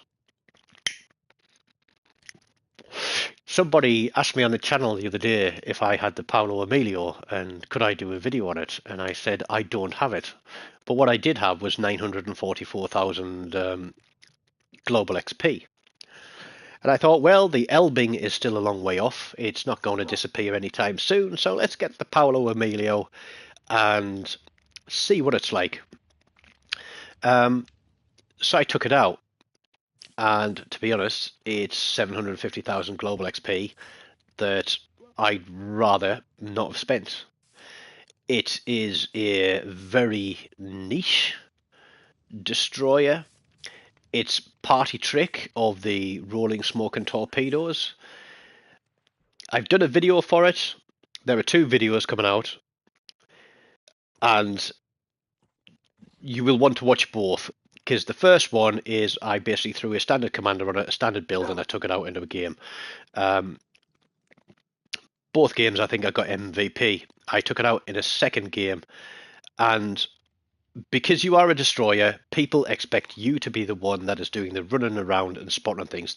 Other people don't understand that there are different classes of destroyer in this game, and that different classes have different roles and different styles of play. One thing that I learned very quickly is the rolling smoke and torpedoes is very much a party trick. Yes, you can pull it off, and I have pulled it off on a couple of occasions. But the issue with it is, and I had a good rant about this in one of the videos, and the issue with the current meta of everybody, in fact, the last 12 months or 18 months of meta of everybody parking behind islands and letting somebody else do all the work for them, means that the minute you run in and you pop your smoke screen to get within range of that target to torpedo them, they disappear. Because nobody else is spotting. Literally, 2 battleships out in front of me.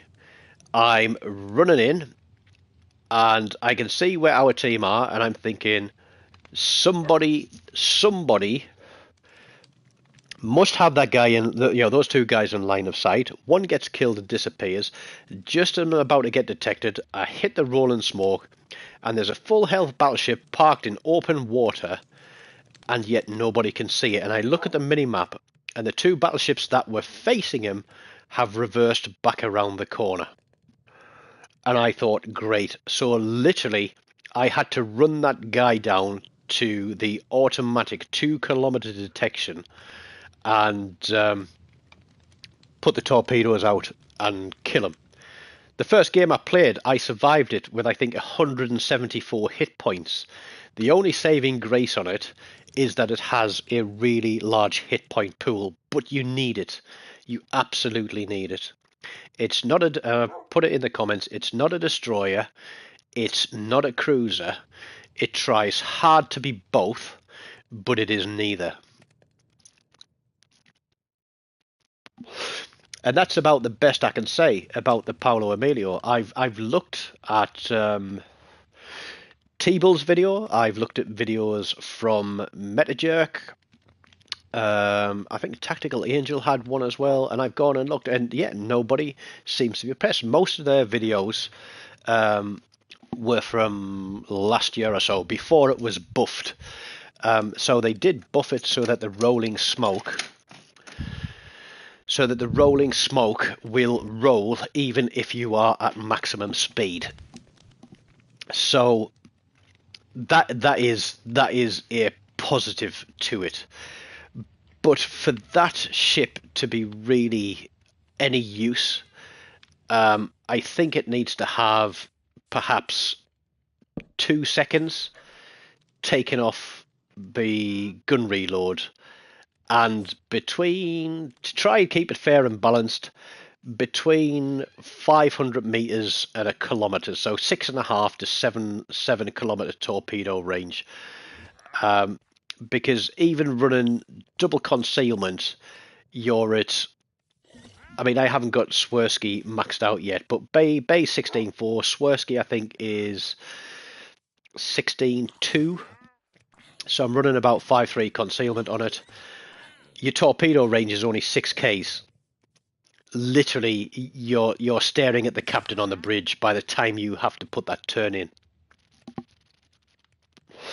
And if they see the direction you're coming from, and they know you've only got 6K tops, they're not going to turn into you and try and get the guns on. They're going to turn out of you, and just your tops are going to miss. It's crazy. Got to put some torches down here just to help this stuff grow a little bit quicker. Extra light. There's a zombie in the daylight. Hello, zombie. Oh, he's put himself out. Look, kill this guy. Kill this guy, look. Kill him.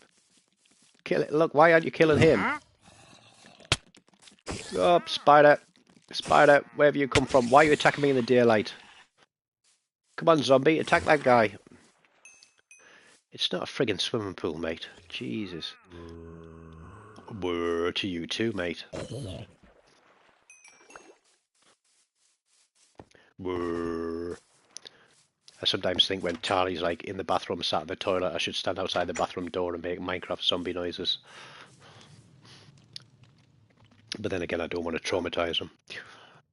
Come on, copper, are you not done yet? There we go. There's a decent amount of copper smelted. We'll chuck another stack in there as well. What we got there? That's still going. So here we go. Let's make some copper blocks.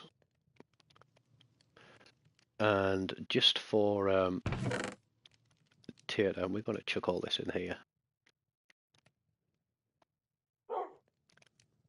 We'll chuck a couple of copper blocks down by the door so we can see if they change over time. They make a nice little sound, don't they? Right, time check. 9 PM. Near enough. Right, so what have I got? I can throw that in there, bring those down there, stick that up there. Oh, we've got some iron. We've got lots of iron. So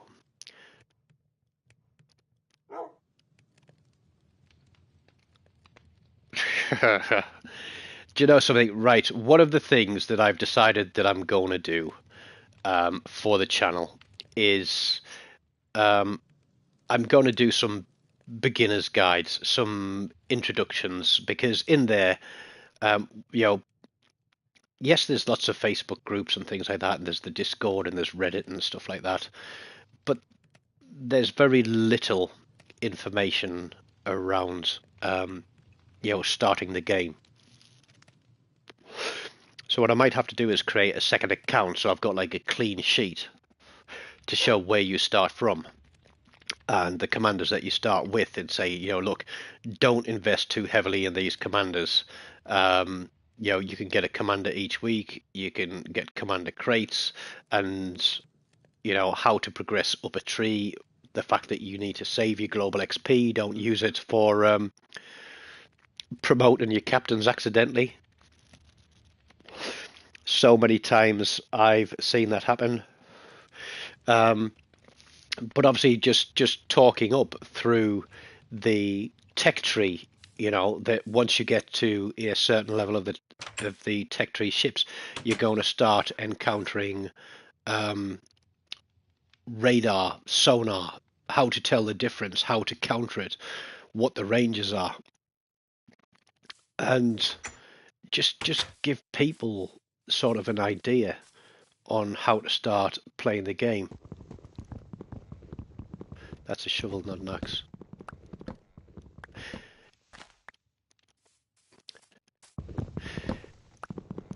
Yeah, it's I mean, to be honest, it's disappointing that Wargaming have not put the resources into developing this game as much as they have into selling shit in the game.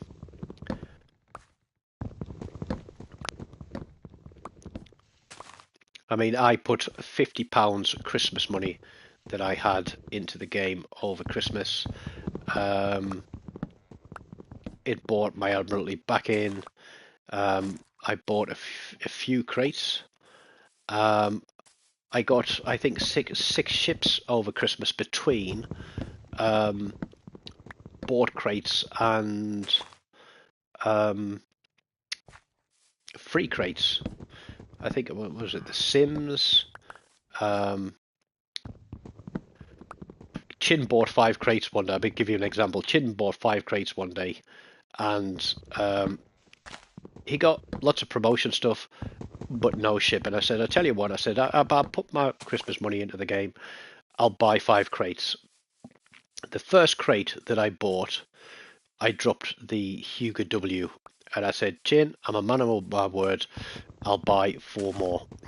So I got pretty much global XP and promotion items. I think I got an insignia and universal commendations and things. So it wasn't too bad. But apart from the ship, the majority of that can be accumulated through playing the game and just being patient and biding your time. But the issue with the game is that people aren't patient these days. They want to have the best, they want to have it now. Otherwise, why would the mobile phone market be so insane? Do we need a new mobile phone? Do we need a new iPhone every year? We don't.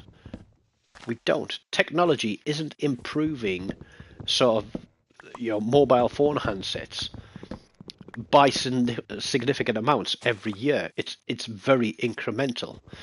But people want to have the best and they want to have it now. And that's one of the marketing tools of wargaming.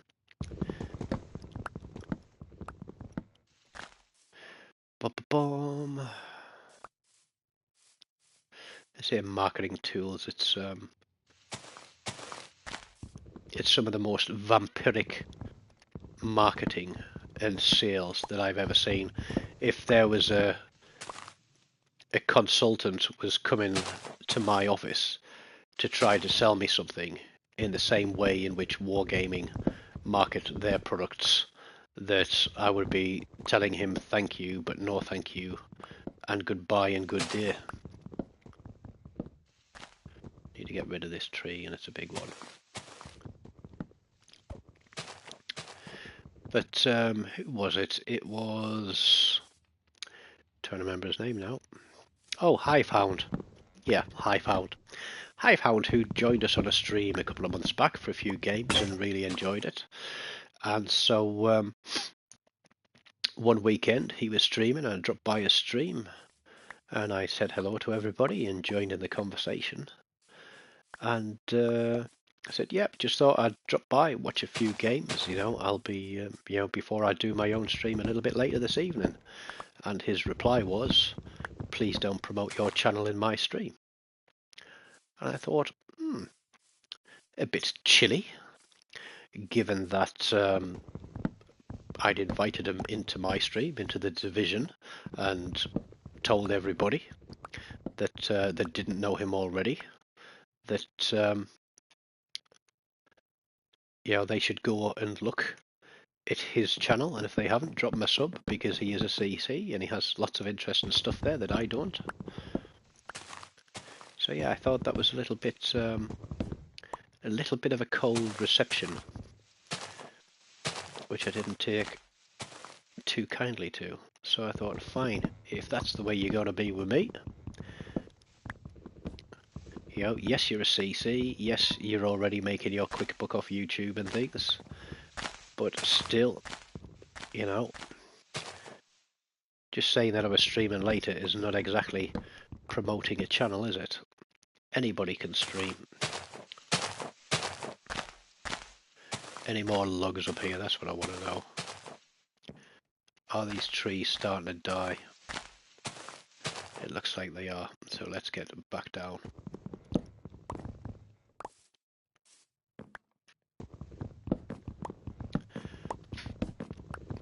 But yeah, as I was saying, Hivehound did a thing on his channel, and to be honest, I think he might be another one that's looking for a way out of the CC program, because he was doing a thing on, how much does a doubloon cost? And the answer is nobody knows what a doubloons cost, because depending on how much you're spending, how much the packages that you buy and what bonus you're getting, a doubloon doesn't have a fixed cost. It's as simple as that. Um, and the fact that, when you look at the packages that are sold in the store, be it for crates or ships or things like that, you can't buy the exact amount of doubloons that you need for something. Excuse me while I sip my tea.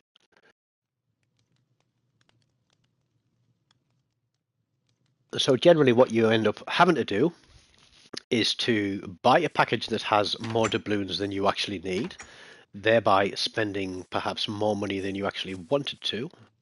Creeper. Or you end up buying multiple packages to get as close as possible to the value as the thing you want, but again, potentially spending more money than you want to. And the other thing that is obviously an absolute farce and scam in World of Warships Legends is Elite XP. You can spend real world money to convert Elite XP to Global XP. I have got 40 something million, I think it was, Elite XP. Now, some time ago, I think it was way before Christmas, I did a conversion on what it would cost me in real world money. So the minimum number of doubloons I would need to buy to convert all of my Elite XP at the time to Global XP, and it was in the region of, I think, around £3,800. Right? There is absolutely nothing in this world, bar a winning lottery ticket for a multi-million pound jackpot, that could make me spend that kind of money on one video game. They could offer me a ship specifically built with the statistics that I ask for, and I would not pay that amount of money, because it is frankly ridiculous. There's obviously a market out there because we have whales, and I imagine that there are whales out there that do throw hundreds, if not thousands, of pounds or dollars into converting Elite XP to Global XP. Otherwise, Wargaming would have reworked it by now. Now, to me, I think you should be able to buy promotion items with Elite XP because it's elite. You know, I think you should potentially be able to convert some of it into credits. But that in itself has its own dangers, because if you allow people to convert so much into credits or Elite XP, then we could end up again in a similar situation where there are too many players progressing themselves through the tech tree too quickly without learning how to play the ships effectively. Jesus, $450 for a ship, right? Now, I obviously bought myself a watch for my 50th birthday, right? That watch retail was £900. Now, I was lucky in that it was reduced on the Black Friday sale, and by talking very nicely to the lady who was dealing with my enquiry with their very expensive watch shop, she was able to give me a further discount on it, because she asked me, are you buying it for yourself or are you buying it as a gift? And I said, well, actually I'm buying it as a gift for myself. And she went, "Oh, what's the occasion?" I went, "It's my 50th birthday." And she said, "Well," she says, "it's we're not supposed to sort of discount already discounted items." She says, "However, as it's a special occasion," she says, "we do have seller's discretion." She said, "So, I'll give you a little bit more discount on it," which I really appreciated. And that brought the price of that watch down to £640. Right, that's 640 here, senior citizen discount.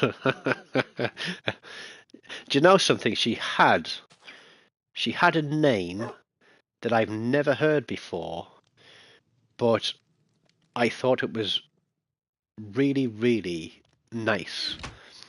It was Caramelina, and it's Sicilian. And, there are some things in life where they're unexpected. And it was just a really pretty name. And she, when she was dealing with me as a customer, the service was exceptional. She spent 3 days, because they have a number of shops in different towns, and there were three watches I was interested in, but they weren't available through the website. So she spent 3 days checking the stock on their other stores to see if she could find one that was in stock. And the only one that she did find was a slightly different colour to the one that I wanted. And I was like, no. And she said, "Is there anything else that you're interested in?" Obviously, she was interested in a sale. I don't know if she gets commission or not. And I said, "Well, yes, there is." I said, "But it's way out of my price range." And she said, "What is it?" And I told her, and I says, "But it costs this much money. It's £890." And she went, "Oh no," she said, "the Black Friday prices have gone on this morning. Have you had a look today?" And I was like, "Nope, I'll go and have a look." And like I said, it'd been knocked down to 712, and then she gave me another discount on it, and it came down to 640. And I said, "Do you know something? I'm not going to get that watch any other time, any other day, any other place for that price. So let's pay the deposit now." And that's exactly what we did. And then we sorted out the finance arrangements for the remainder, and that watch was delivered to me the very next day. And that was an amazing piece of service, and it's likely to be a watch that when my days are done, that I'll pass on. He's another one of those bloody awful trees. But yeah, it's a Hamilton Khaki X-Wind, and it is a blue face with a tan leather strap. It's the quartz one. It's not the automatic, because I didn't feel that buying an automatic as my first expensive watch might be for me. But then again, I never thought that I'd be able to put £1,000, well, a £900 watch on my wrist in my lifetime, because I don't have, a lot of disposable income. But family gave me a bit of money. I'd put a little bit of money away, and I put down a healthy deposit on it. And instead of buying a new mobile phone this year, I used what I would have spent for the extra monthly cost of a mobile phone to buy the watch. And it means that come next November, when my 51st birthday comes around, that one will be paid off, and I'll have a little bit of money tucked away again to put a deposit down, a decent deposit down on another watch. And I'm a little bit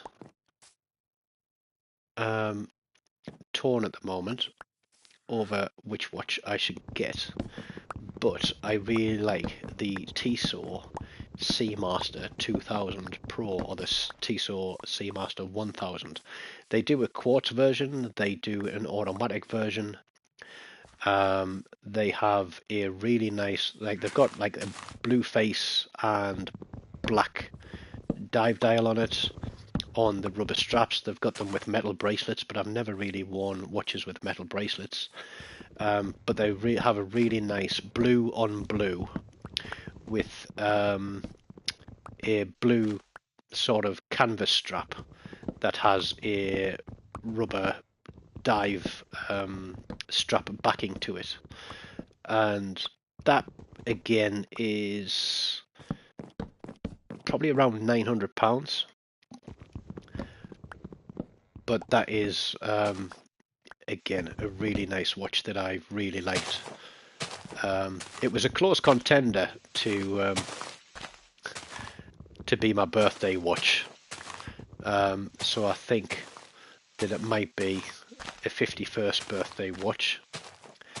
And there's also another really nice Tissot that's a dress watch called a Le Local, Locle, and that has a really nice textured face to it. And it's about to get dark up here, isn't it?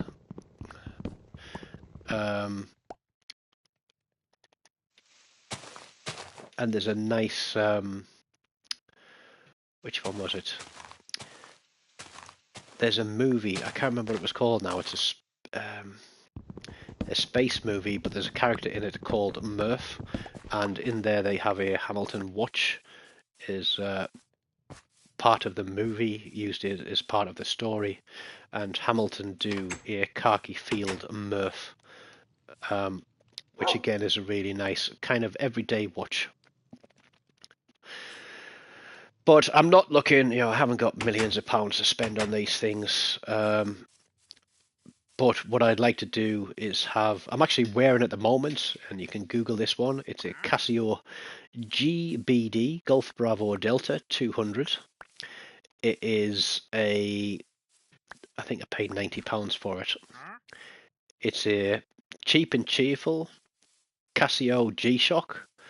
It had some very good reviews. It's kind of a little bit like a smartwatch in that you can link it to your phone with Bluetooth and have step counting and notifications and things like that. But I've got all that turned off. But even looking at some of the G-Shocks, there's some really nice, affordable G-Shocks that you could wear day to day. And that's something else that I'm going to look at. Have perhaps 2 or 3 G-Shocks that are slightly different colours, slightly different styles, that I'll wear as my day-to-day watches, and then for weekends or when I go out for nights out places. Yes, to the theatre or to the opera, like I ever go to places like that. Do you know something? I haven't been for a night out for probably 3 years.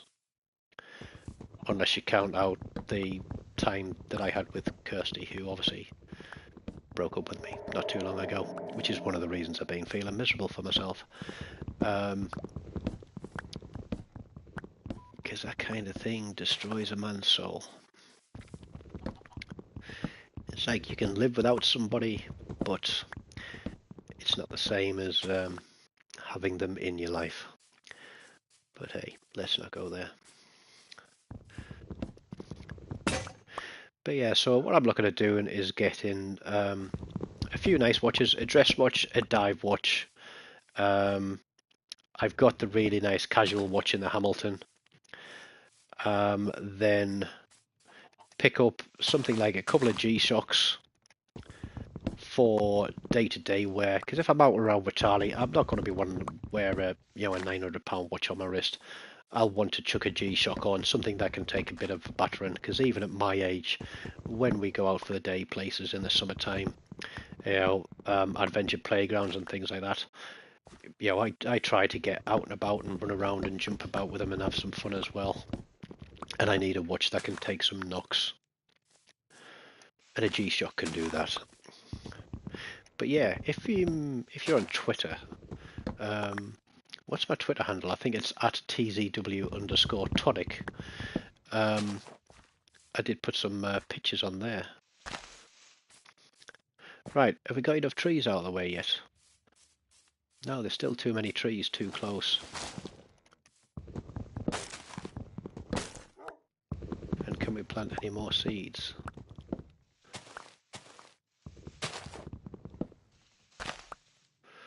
Right, let's get that stuff up there. Let's chuck that down there, and let's go do this. Right, where's my ho-ho? Yep, don't want to mess that up. Don't want to mess that up. Is that some more down there? Yes, of course it was. Because now we're going to make things grow a little bit faster. Where's my hoe? There's my hoe. That's what Santa said. Where's my ho ho ho? Boom, not that one, this one.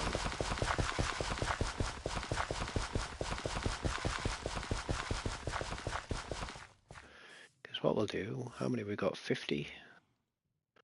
Right, we'll knock some of these guys down. Come on, don't go in the water, come into my hands.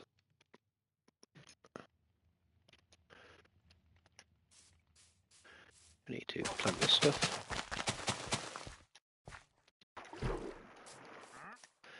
So we should have enough for 4. Oh, we got another one there. Now this stuff should grow twice as fast as it did because it's beside the sugar cane.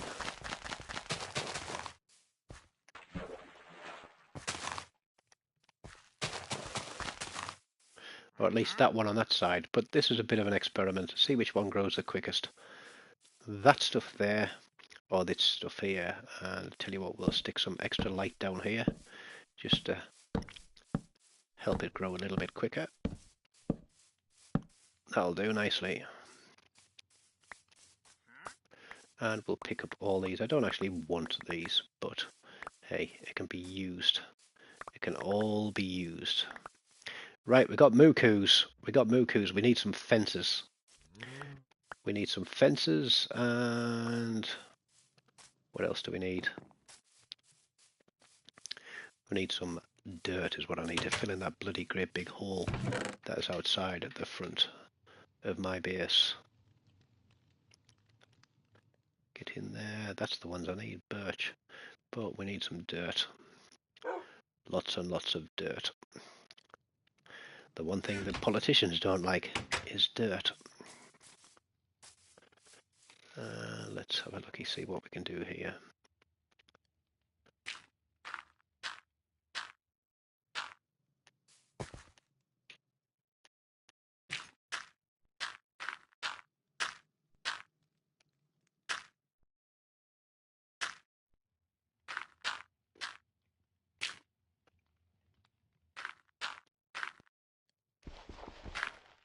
A little bit deeper, just to make sure I don't dig down too far.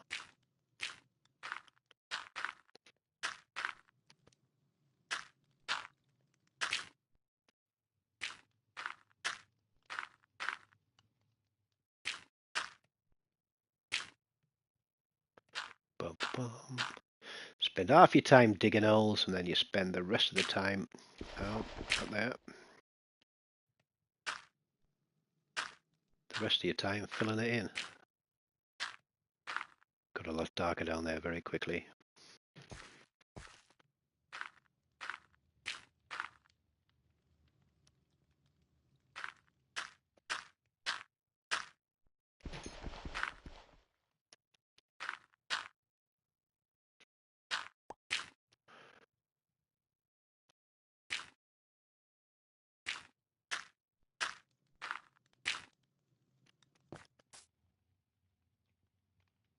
Where can we get to?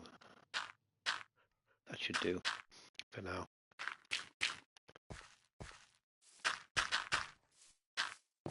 A little bit too quick off the mark there.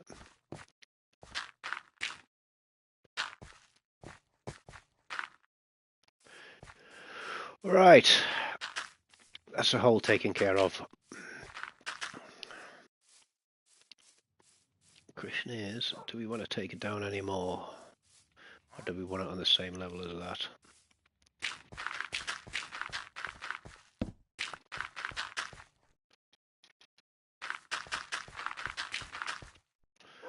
More dirt, please.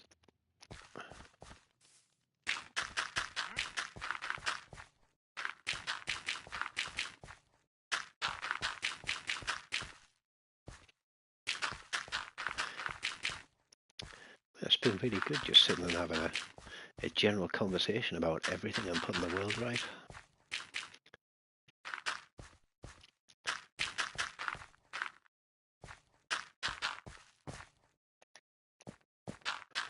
But I see cows, and cows means food.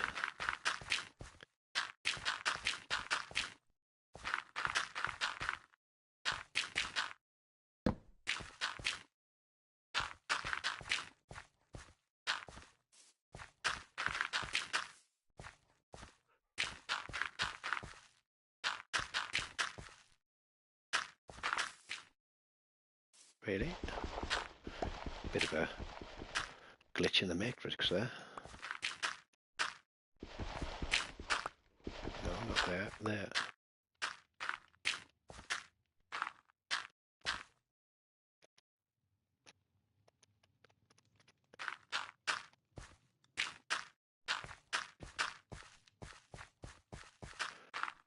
Right.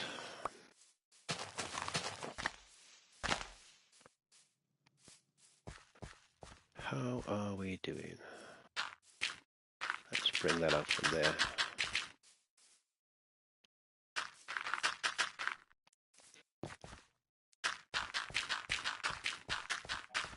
Bum, bum, bum, bum. Right, we'll just try and even this up a little bit.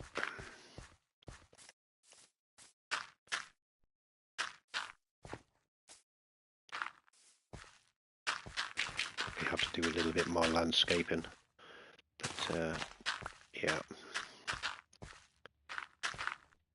Have those copper blocks started turning yet? Doesn't look like they have, has it? Perhaps a slightly darker brown.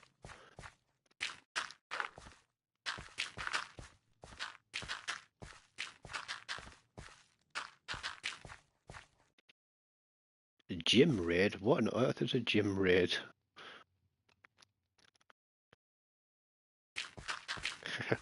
What on earth is this? Is gym raid a stream raid where everybody comes round and spams gym raid into the chat? Because it is quite amusing. It is quite amusing. Well, I'll tell you something. If you're all gonna come round here and raid, why don't you all hit the subscribe button? Help me get up to 700. In fact, go and tell all your friends as well.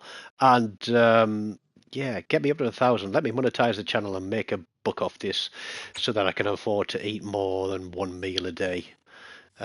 Because yeah, such is life. Such is life. I'm a hard-working dad. I'm a military veteran of 16 years, and I live a very solitary life.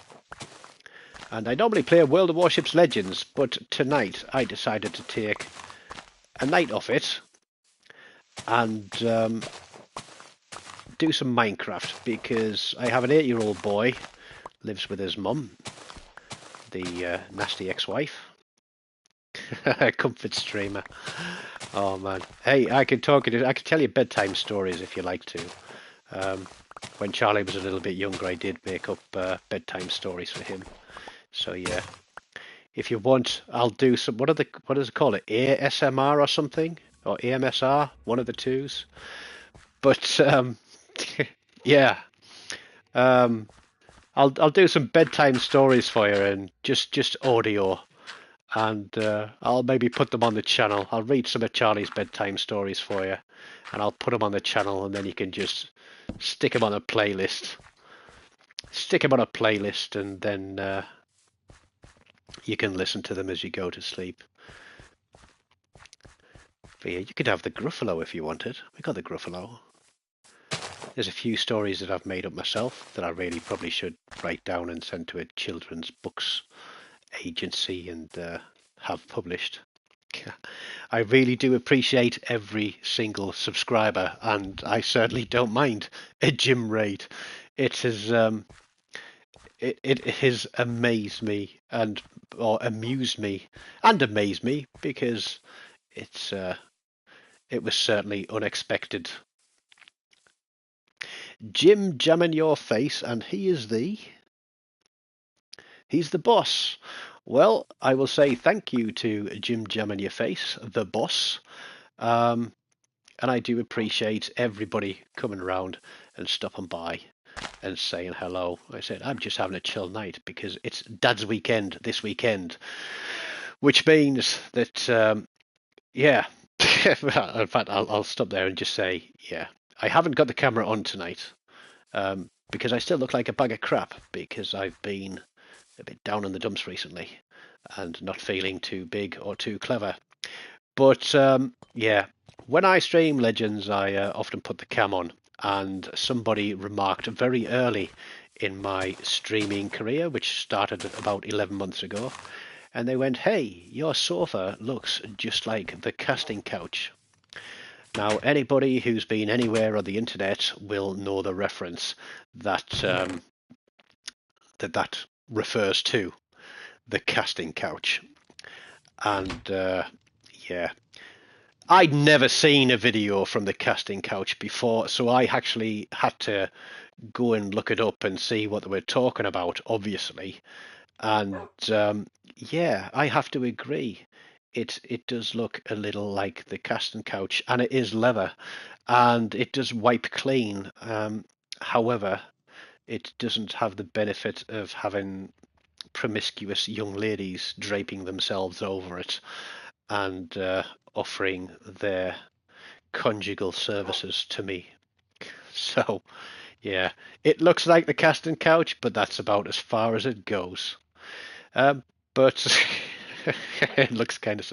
It's a bit broken. It's broken on one end, but that's because I keep kicking it down with one foot, and the hinge underneath is broken. No other reason there, Tater. You know that. No other reason apart from I'm a little bit too forceful when I'm kicking it down on the sofa.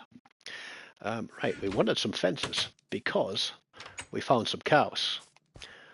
And finding cows means where are we going from the front there? So 1, 2, 3, get rid of that. 6, 8.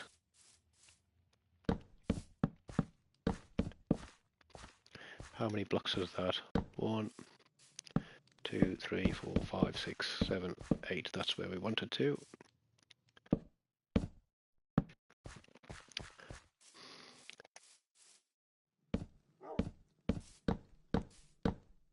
I can't count. I gotta use torches to count for me in Minecraft. They're my ruler. So now all we need to do is get some coos. Yes, well everything works in eights in Minecraft, doesn't it? A chunk is 16, which is 2 eighths. Um, a stack is 64, which is 8 eighths.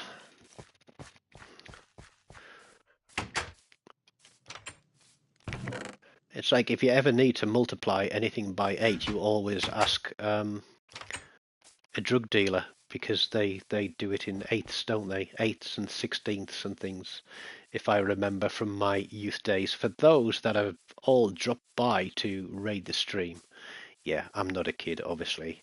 I'm very much a grown man. It's not on multiplayer, unfortunately. I'm starting a new creative world, which is why that is a very basic blockhouse building that how long have I been online for? Probably about an hour and a half. Where's my cows gone? My cows are despawned. I had the same problem with sheep earlier. I sounded like a desperate Welshman running round looking for sheep.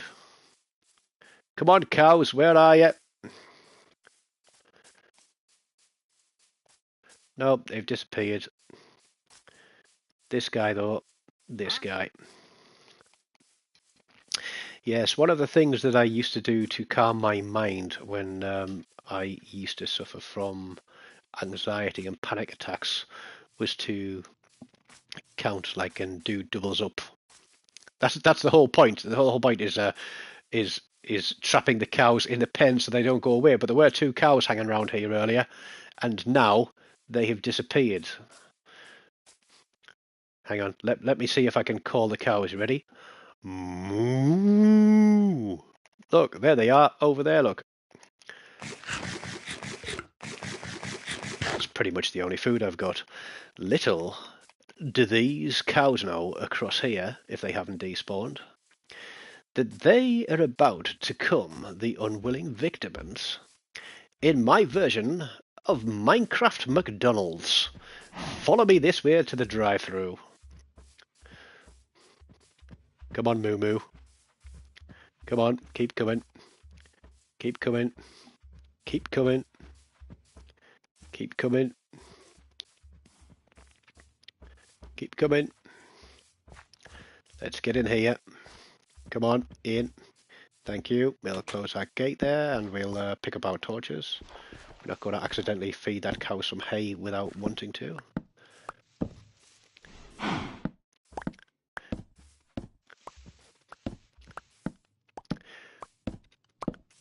But yeah, this gym raid has greatly amused me tonight and certainly made my evening, and will be something that I'll be certain to mention. I see another cow.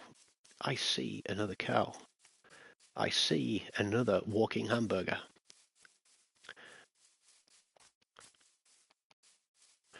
Come on. Hello. What's your name, did you say? Quarter pounder? Oh, let me come and introduce to your new friend, Bun.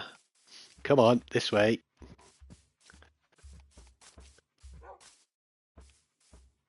Come on. I haven't got any labels yet.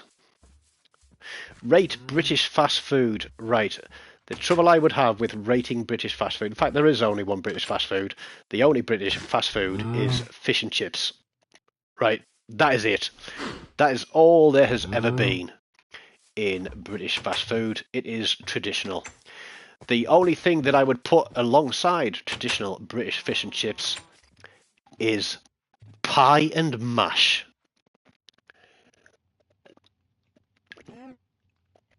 Right, speaking of being British and things, I'm actually just going to go and put the kettle on and make a cup of tea, but I'll keep an eye on the live chat on my phone while we do it.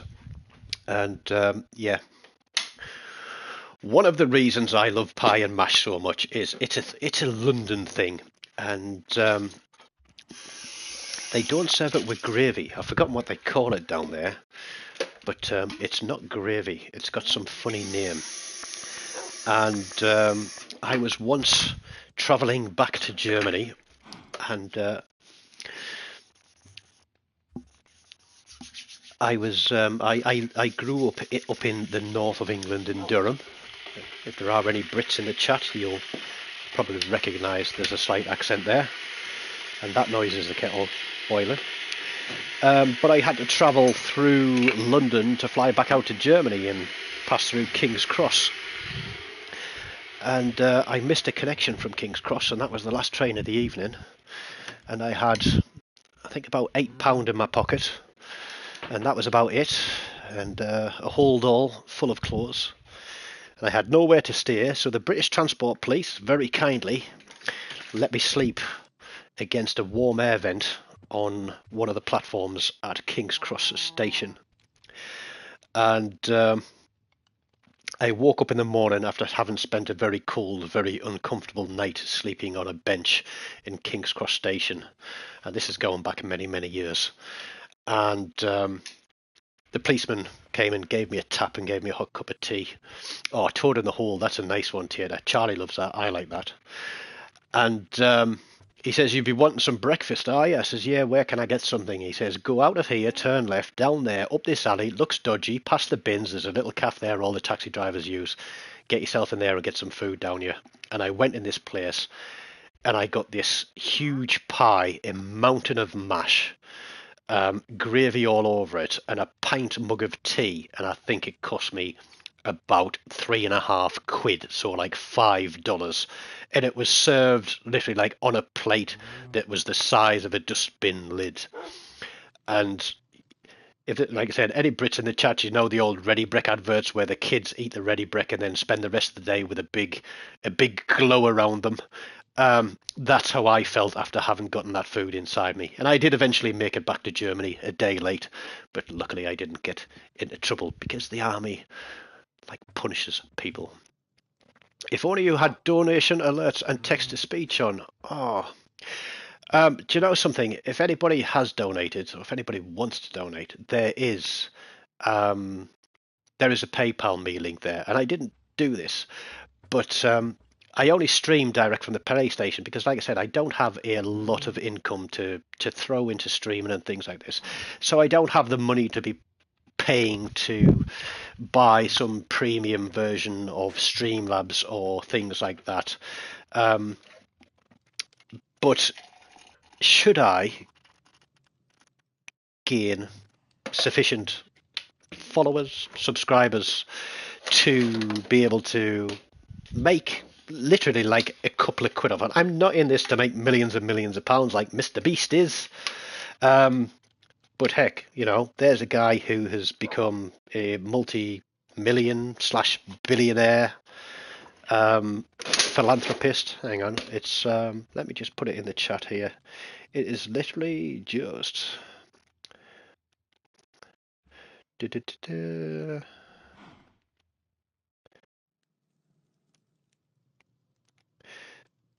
we go. You should be able to see that in the chat. Yeah, I'm never going to get rich off this. I work full time. As I said, I'm a separated dad. I'm an ex-mil vet. I have all the cooking, cleaning, housework, laundry, the whole kit and caboodle to do. And, oh, is it not? Really? Again? It stopped working the other day.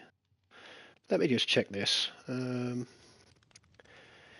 Because they said I had to re-verify my bank account the other day. And update the details, which I did. And then apparently it was working again.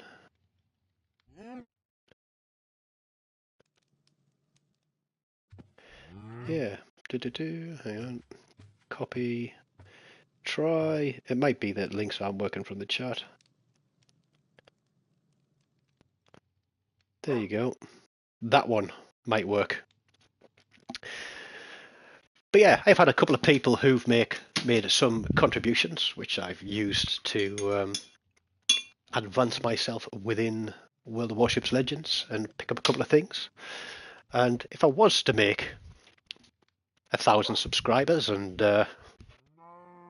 make a little bit of money off it, I've already said to people that I would turn that around and add it perhaps to giveaways for people who do subscribe.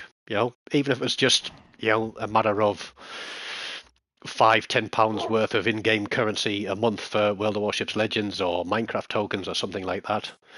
Just no, I don't have a Discord. I don't have a Discord. No, World of Warship, Jim. World of Warships Legends. If you have a look across some of the other videos that are there on the channel, that is what I've been playing for the best part of 3 years on and off. But yeah, go and look, because there's a lot of live streams there. We normally live stream a couple of times a week. And come here, Moo Moo, because you need to be making some love. Good cows. Make more hamburgers. But yeah, I'm not a CC, content creator, not an official content creator. But what I do, and I tell the guys that do sub to the channel, is it's like content creators, they get everything for free. Sometimes for a limited time, other times permanently from Wargaming to produce content for their channel. I don't. I play the game probably the same way as the majority of people have to play the game, where we have to play through a campaign that you have to pay for a small amount each month. You then have to progress it weekly. And obviously the content creators get all the new ships and things dropped on them on day one of a campaign. So they are the ones that are able to produce the videos, and they obviously get all the views and all the subscribers. Those cows do not know how much hamburger they are going to make me. But there we go. Right, what was I doing? I've got cows. I've got cows. I need to... Do I need more? Do I need sheep? Do I need more fences? Do I need another pound? Yeah, let's get some more fences. Have I got any left? Did I use them all? Yeah, we've got plenty of wood. And tell you what, while we're there, let's just chuck that. Every time I turn around, I think my house is on fire. But there we go. We'll get something off that. We'll get something off that. And even though it's only iron, we are going to have heads, shoulders, knees and toes, knees and toes. There we go. And yeah, we best have is that an iron sword I've got there, or a stone sword? What does Jim stream?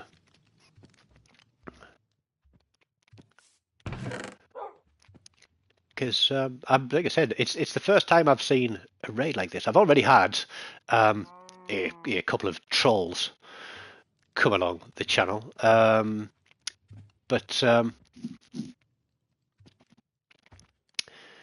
yeah, I've had a falling out with a few people over warships and things like that. Oh, do you know what else I can make? I can make a damn shield as well. Where are you? Where's shield? Where's shield? Where's shield? Why can't I build a shield? I've got iron. I've got planks. Surely that's all I need. For shizzle. Yeah, couldn't see it. There we go. Right, we've got armor. We've got a shield. I feel a little bit safer now.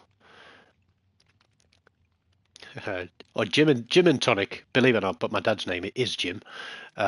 So yeah, that would work. A bit of Jim and Tonic. There are two guys do a watch channel they do reviews on luxury watches, and they just talk and put some pictures up of the pretty watches and things, and I enjoy sort of sitting and listening to that. And this compound is far too big for all those cows, but we'll stick with it. Or should we? Should we? Or should we make it smaller? No, I don't want that there. Get in, little moo cow. We're going to make it smaller. We're going to turn this cow pen into the state of social housing in the United Kingdom at the moment. In that, we're going to make it very small, very cramped, and overcrowded.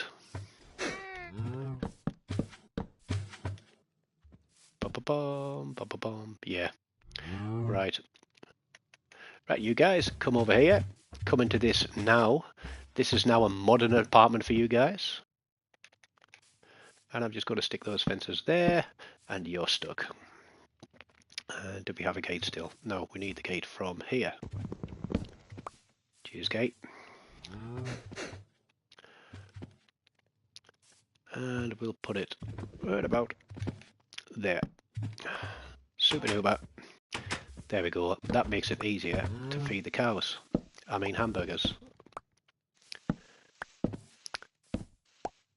Yeah, I did read once that apparently the reason they introduced leather to be available from fishing in Minecraft is so that vegetarians did not have to kill pixelated cows, which astounds me. And yeah, they are going to be hamburgers. In fact, I think hamburgers, this is what gets me about this game. It is very creative. I've enjoyed playing it. I'm 50 years old, right? I started playing this perhaps 4 or 5 years ago. because my son, who was 3, 4 at the time, um, had watched some YouTube video on it, and he he said, "Dad, can we get Minecraft?" And yeah, vegans can still kill pixels because this is not real. This is not a real cow, people. Look, they're all the same. If anything, it's like Dolly the sheep. It's a friggin' clone. You know, look, I feed one cow, and then we feed another cow, and they make this sweet love. And then there's a baby cow. That is not real. That is not real. Look. Do-do-do. This was testing an experiment of another piece of Minecraft logic that I heard, is that if you plant 2 crops together, that they grow quicker. So what we did here is we planted some wheat here, and then we planted this other wheat alongside the sugarcane. And yeah, I know it works with carrots. I just don't know if it classes sugarcane as a crop per se. But we let those little moo-moos grow up. We'll chuck all this crap away. Don't need that. Don't need that. In fact, we're going to build some more, won't we? We need some... I need wood. Well, I'm very logically minded. I have an analytical mind, and actually work as a business and systems analyst. So this is 4x4. So if I was going to build a farm, I would build another 4x4 compound out here, and then I would build another 4x4 compound here, and that would be cows, sheep, and pigs. Not necessarily in that order, but it gives me wool. And it is, you know, I know people build these automatic early farms with lava buckets and water spouts and things like this to feed the cows and automatically kill them and cook them and things like this. You know, a bit like a pixelated slaughterhouse. But I prefer to feed my cows and kill them in person. It just makes them taste that much better. You know? It's like, you know, you can order a curry from the curry house to be delivered to your front door, but you get all the ingredients and you cook it up at home, and it tastes so much better every single time. But go on, let's stick another compound in. Compound. So so that's 1, 2, 3, 4. No, too far. I've obviously got my maths wrong here, haven't I? Bet that's 5, isn't it? Or is it? No, that's 4. Yeah, that's a big enough prison cell. So now we need some sheeps.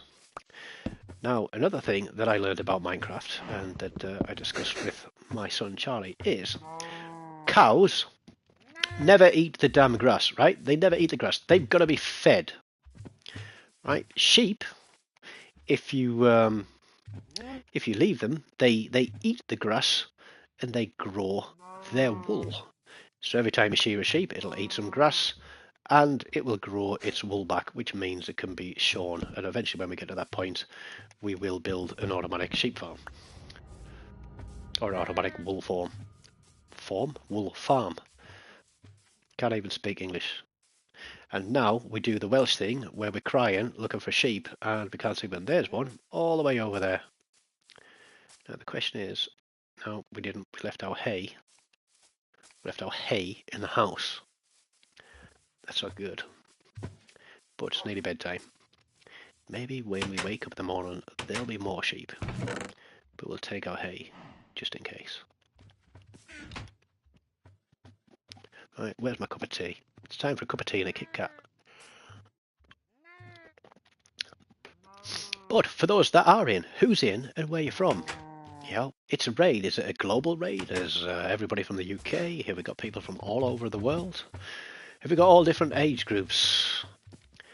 Have we got every single person that identifies as a different object that they could possibly be? Right, don't want piggies. We want sheeps. You sheep, you can come here. Now, have we got... You're 15. Well, I'm from the UK and I'm 50. So I got a few years on you. But, no, that's a duck. No, it's not a duck. It's a freaking chicken. Good. It's like, I know we have to be all politically correct in the world these days and accept people for who they are, who or what they identify as, and I do. I respect it.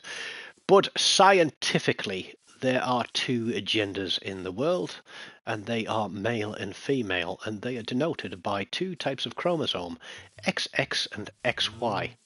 And it doesn't matter if you say that you identify as a lamp, because if I cut you and bleed you and stick you under a microscope and find out what chromosomes you've got, you're not going to be a lamp. It's as simple as that. However, if you want to say that you're a lamp, then I will accept that you're a lamp and I will let you be a lamp. Oh, sheep, sheep. But it's like for the company that I work with, it is one of those that engages in accepting that everybody can be who what they want to be. Fine. And I have to abide by those rules in the workplace. Absolutely. Somebody wants to be, what do they call it now? Their pronouns. If they want to have their pronoun as it, then they are being it. And they actually set on our website not too long ago a little bit where everybody could go and put on their own profile on the corporate intranet what their pronouns are. So I went in there and I put sir. So anybody doesn't address me as sir in the office, I'm going to put formal complaints in with HR. Because I am Sir Tonic TZW. Right, sheepy sheep. You shall be today be known as lamb shank and mint sauce. Wait till I get some... Why aren't these baby calves growing quick enough? I'm not going to feed you. Look, why are sheep cross-eyed? Cows are cross-eyed too. What, they're being slapped up the side of the head or something. I've just realised this. All this time I've been looking at sheep. And, yeah, all the animals are cross-eyed. Right, what's next? How is our garden growing? Mary, Mary, quite contrary, how does your garden grow? Because I piss in the bushes, mate. Right, cows, sheep. We haven't got carrots. So, what we do need... Do you know something? I wasn't going to come on and stream tonight. I've been so tired recently. I've been unwell. And do you want to get the little violins out? You ready? Na, na, na, na, na, na, na, na. You know that tune, right? Yeah, relationship breakup not too long ago. I've had 2 marriages and 2 divorces, one not too bad and one which was absolutely horrific. However, I was seeing a lovely lady who chose to break off the relationship shortly before Christmas, which is not the time to do it, So, not great. So I wasn't in the greatest of mood. Hey, don't apologise. Shit happens, as they say. Seriously. I still love her to bits. She's an absolutely amazing woman. But yeah, and I miss her terribly. But such is life. But yeah, to do it just before Christmas, I'm sorry, that sucks. So yeah, so that happened. But as I said, I'm a separated dad, and I have my little boy come and stay with me every other weekend. I don't know if any of yous come from separated families and know how kind of funny those situations can be. But it's yeah, it's not easy. As I said, I'm a more than 16 year military veteran. I did 2 tours of Northern Ireland. I did 8 months out in Bosnia. I didn't deploy to Iraq or Afghanistan, but I worked in operations and intelligence at various places for both of those missions. And so I've had a very, very colourful career and dipped my finger in a lot of pies. And I have got a couple of medals for it as well. Life-changing stuff, and if you are thinking of a career in the armed forces, I would thoroughly recommend it. Um, it isn't all as bad as it seems. For example, you too could find yourself walking through a Bavarian village in the middle of the winter whilst on a skiing expedition on your night off, stark bollock naked, to win a bet for free beer for the evening. Yep, I did that. I did that. But yeah, where's my iron sword gone? Have I chucked it away? No, there it is. Right, we need to go on an expedition. We need some food. We'll have some food. We need the bed. We need the bed. We've got our armor. We've got some torches. There was an extra one in there somewhere, I think. Yeah, we'll take that one. And we're going to do an Edmund Hillary. We are going up that mountain. Yeah, Bavaria, seriously, Bavaria in Germany, or Bayern, as the Germans call it, is a wonderful place because um, if you've ever seen that movie, like The Sound of Music, that's what it is like down there. Oh, hello, sheep. Um, Bavarian beer can be very, very strong. Yeah. But Bavaria is a place that's fantastic. And this is one of the reasons I enjoyed it in Germany so much. I spent 12 years living in Germany. Are we going to get up there? Right. Okay. But it is in the summer. Literally, you're talking rock climbing, rock climbing, mountain climbing, um, mountain biking, canoeing, kayaking, orienteering, um, schnitzel eating. Literally, it is an amazing place in the summer. But go there in the winter, and all of those summer resorts that have been hosting everybody for summer adventures turn into ski resorts, and there is some fantastic skiing to be had down. Holy moly, look at that! Is that the Eye of Sauron I've just discovered?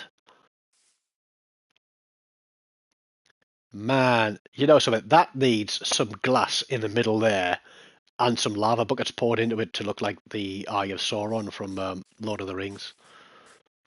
But holy crap, that's an unusual feature. Oh look, we got bees too. We got bees. We got bees. But hey, little known fact about Minecraft: forget this tree. If you plant silver birch saplings with a flower at the base of them, they have a greater chance of growing and producing a beehive. And that is one of the things that I do use in this game. It's a little known mechanic. It doesn't always happen, but it does have an increased chance of producing a beehive. In fact, we can actually go and test that theory. But I'm just having a look around. Obviously, I've got that little hut down there in the edge of the woods. But coming up here and having a look around, I'm thinking maybe if we do a lot more live streaming on this over the coming weeks and months, perhaps we need to have a Minecraft Monday. Forget warships on a Monday. Perhaps we need to have Minecraft Monday, and we'll just continue to go through this world and explore. I did bring my map with me. Yes, I did. There we go. So that way, that way, that way, that way. Okay. North is always up, unless you're in space, in which case every way is up. But that looks like it could be a fantastic little island with which to build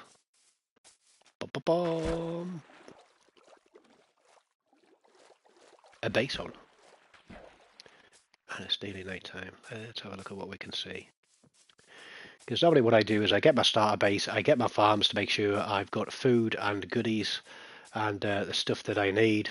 And then there I go on that crazy monotonous mining expedition with, you know, digging miles and miles and miles of tunnels.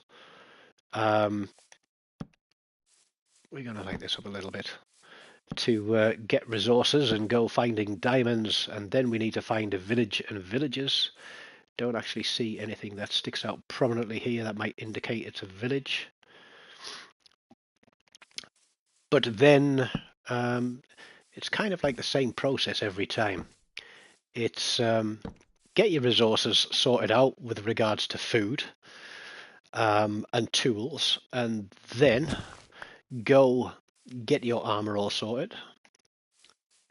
Oh, Minecraft is it's a chill game. It's you miss me dying in the first day because I couldn't find sheep for a bed. It was night time, and yeah, the zombies got me.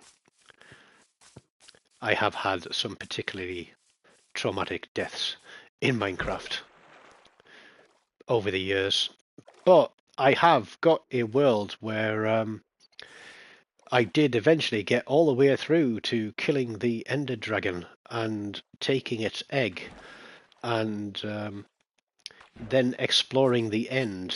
And I said I was off work a few years ago because I was having a few mental health issues with depression and anxiety, and I dug a 1,000,000 block hole. I don't know why I dug a 1,000,000 block hole. I think it was basically just to take my mind off everything else that was going on that was troublesome. Because, as I said, it can be very monotonous at times. And I literally played the game, and yep, it was an 8 chunk by 8 chunk hole from pretty much water level. So where we are now, like 63, 64, after leveling everything off. And I dug it all the way down to bedrock. And obviously you got a few lava pools and things to deal with. But the worst bit was when I got into a bloody slime chunk. Now, early days of Minecraft when I was first playing it, I didn't know what a slime chunk was, and I didn't know why these slimes kept spawning and attacking me and bouncing. They were really friggin' annoying. And then I learned what a slime chunk was and how to cope with it. But yeah, it was, as I said, it chunk is 16 blocks, so 16 by 16 from, and obviously it goes from maximum sky level all the way down to bedrock. And obviously since the last update, we have an extra 64 levels below what used to be the normal bedrock level. Right, moo cows, I need you to make some more babies, moo cows. So we're going to bring out the hay. Where is the hay? And we'll have some more sheep too. And while I'm here, I'm actually going to make some shears. And we are going to feed the coos. Do the Oprah Winfrey impression. There's some for you, there's some for you, there's some for you, and there's some for you. And we'll have a couple more sheep as well, because that'll give us wool. So that's the Oprah, little bit for everybody. Hi Timmy, big boy, welcome to the stream. It's just a casual one tonight. Like I said, wasn't actually going to stream, but the gym raid came in, and so they all decided to hang around and listen to my dulcet tones. It is. You're running a little bit behind. You're running a little bit behind, but you know, it doesn't matter that you're a little bit late. I certainly don't mind, and I don't think anybody else does either. But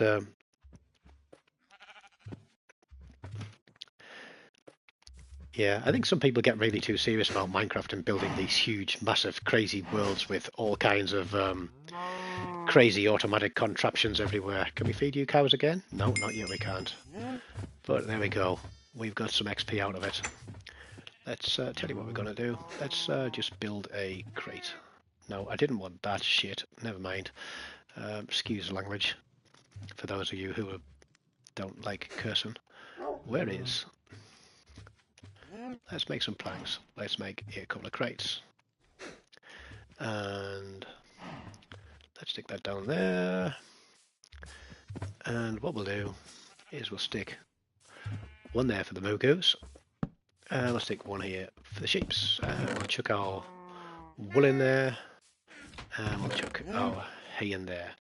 Because what we're going to do is basically we're going to breed these cows in pairs until there's absolutely tons of them. And then we'll turn away and we'll go across here and whisper this quietly. Yeah, we don't want them hearing, okay? But those guys over there, right? Right. Well, can we do that? Yeah, those guys over there.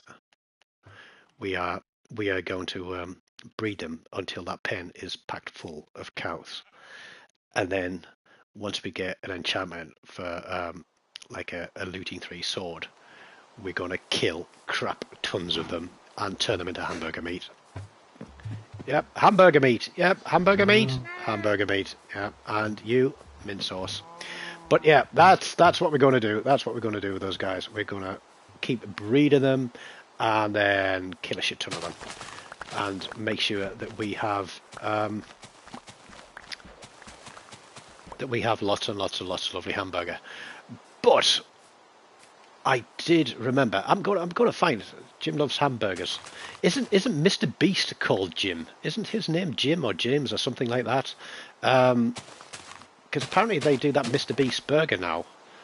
But I don't know if they do it in the UK. But I'd really love to try a Mr. Beast burger because that would be awesome. That's the one, Jimmy. Yeah, I mean that guy. Give him his due. My 8-year-old son got me watching Mr. Beast. I said I only got into this YouTube thing doing the warships about a year ago. In fact, it was a year ago. Yeah, about a year ago. And then somebody said to me, you put those videos. Why don't you do a live stream? I'm like, at the time I was 49 years old. I'm like, I'm 49 years old. Who wants to sit and watch an old man play video games? And I'm like, no, seriously, there's loads of people, like older people, play video games. What is that zombie doing in my house? Excuse me. Yep. Come here. That is not your house. Let's close that door again. So I started doing live streaming, and we started off after just putting the video submissions up onto YouTube. We had, I think, 115, 120 subscribers. And then we started doing the live streams. And I played with a few, did solo, and then I started playing with a few friends. We did divisions. And it turns out that a lot of the player base for World of Warships Legends are between 35 and actually into the 60s. The oldest person that I've played with, that sounds so wrong, the oldest person that I've played World of Warships Legends with is 68 years old. And it just goes to show that there are people of all ages out there. I mean, you ask anybody, they'll say that Minecraft is a kid's game. But heck, I really enjoy it. I really enjoy the way... look. See, now, this is a chicken. This is not a chicken. This is a duck. It looks more like a duck than it looks like a chicken. Right, come here. Because we're going to name you when we get some label McNugget. That's who this guy is going to be. By the way, I'm not breaching any trademark rules here by giving these names that may resemble food items from a certain fast food chain. Look, we haven't got a chicken pound. Where's our fences at? Where's our fences? Tell you what, chicken, you can come indoors. Because, we need to build you a pen. Because when I get lava buckets and dispensers and things like this, you're going to turn into an automatic chicken farm. You don't know it yet, but you are. So let's have that. And we'll come on, stay in the house, stay in the house, stay in the house, stay in the house, stay in there. Nope, stay in there. Yeah, I figured out a clever way to use an observer and a dispenser and a lava bucket and a few little tricks to build something that collects chicken eggs and then automatically dispenses them and obviously you get a chance of getting a chicken, and the chickens would then grow and the larva would kill them and cook the chicken and give me cooked chicken and feathers. And I thought that was pretty damn awesome to have figured out by myself. And then when I showed my young son this wonderful chicken farm that I'd built, he then spent about 30 seconds going onto YouTube and finding a video that pretty much did exactly what I'd spent the best part of an afternoon trying to figure out how to make work. So yeah, maybe I should have looked at YouTube first, eh? Hey, but such is life. I did something for myself. I worked it out. It just goes to prove that I'm not completely stupid. And yeah, there we go. Right, Mr. Chicken, where are you? Where's my chicken seeds? Oh, grass seeds. Yeah, Charlie is brilliant. I do have 2 grown-up daughters that are actually older than some of you that are watching the stream today. They live out in Holland. They're from my first marriage from my nice ex-wife. Come here, chick. Come on, we'll find you somebody to chick with before too long. And we're just going to chuck this down here and sleep in the rain. And have a sip of tea.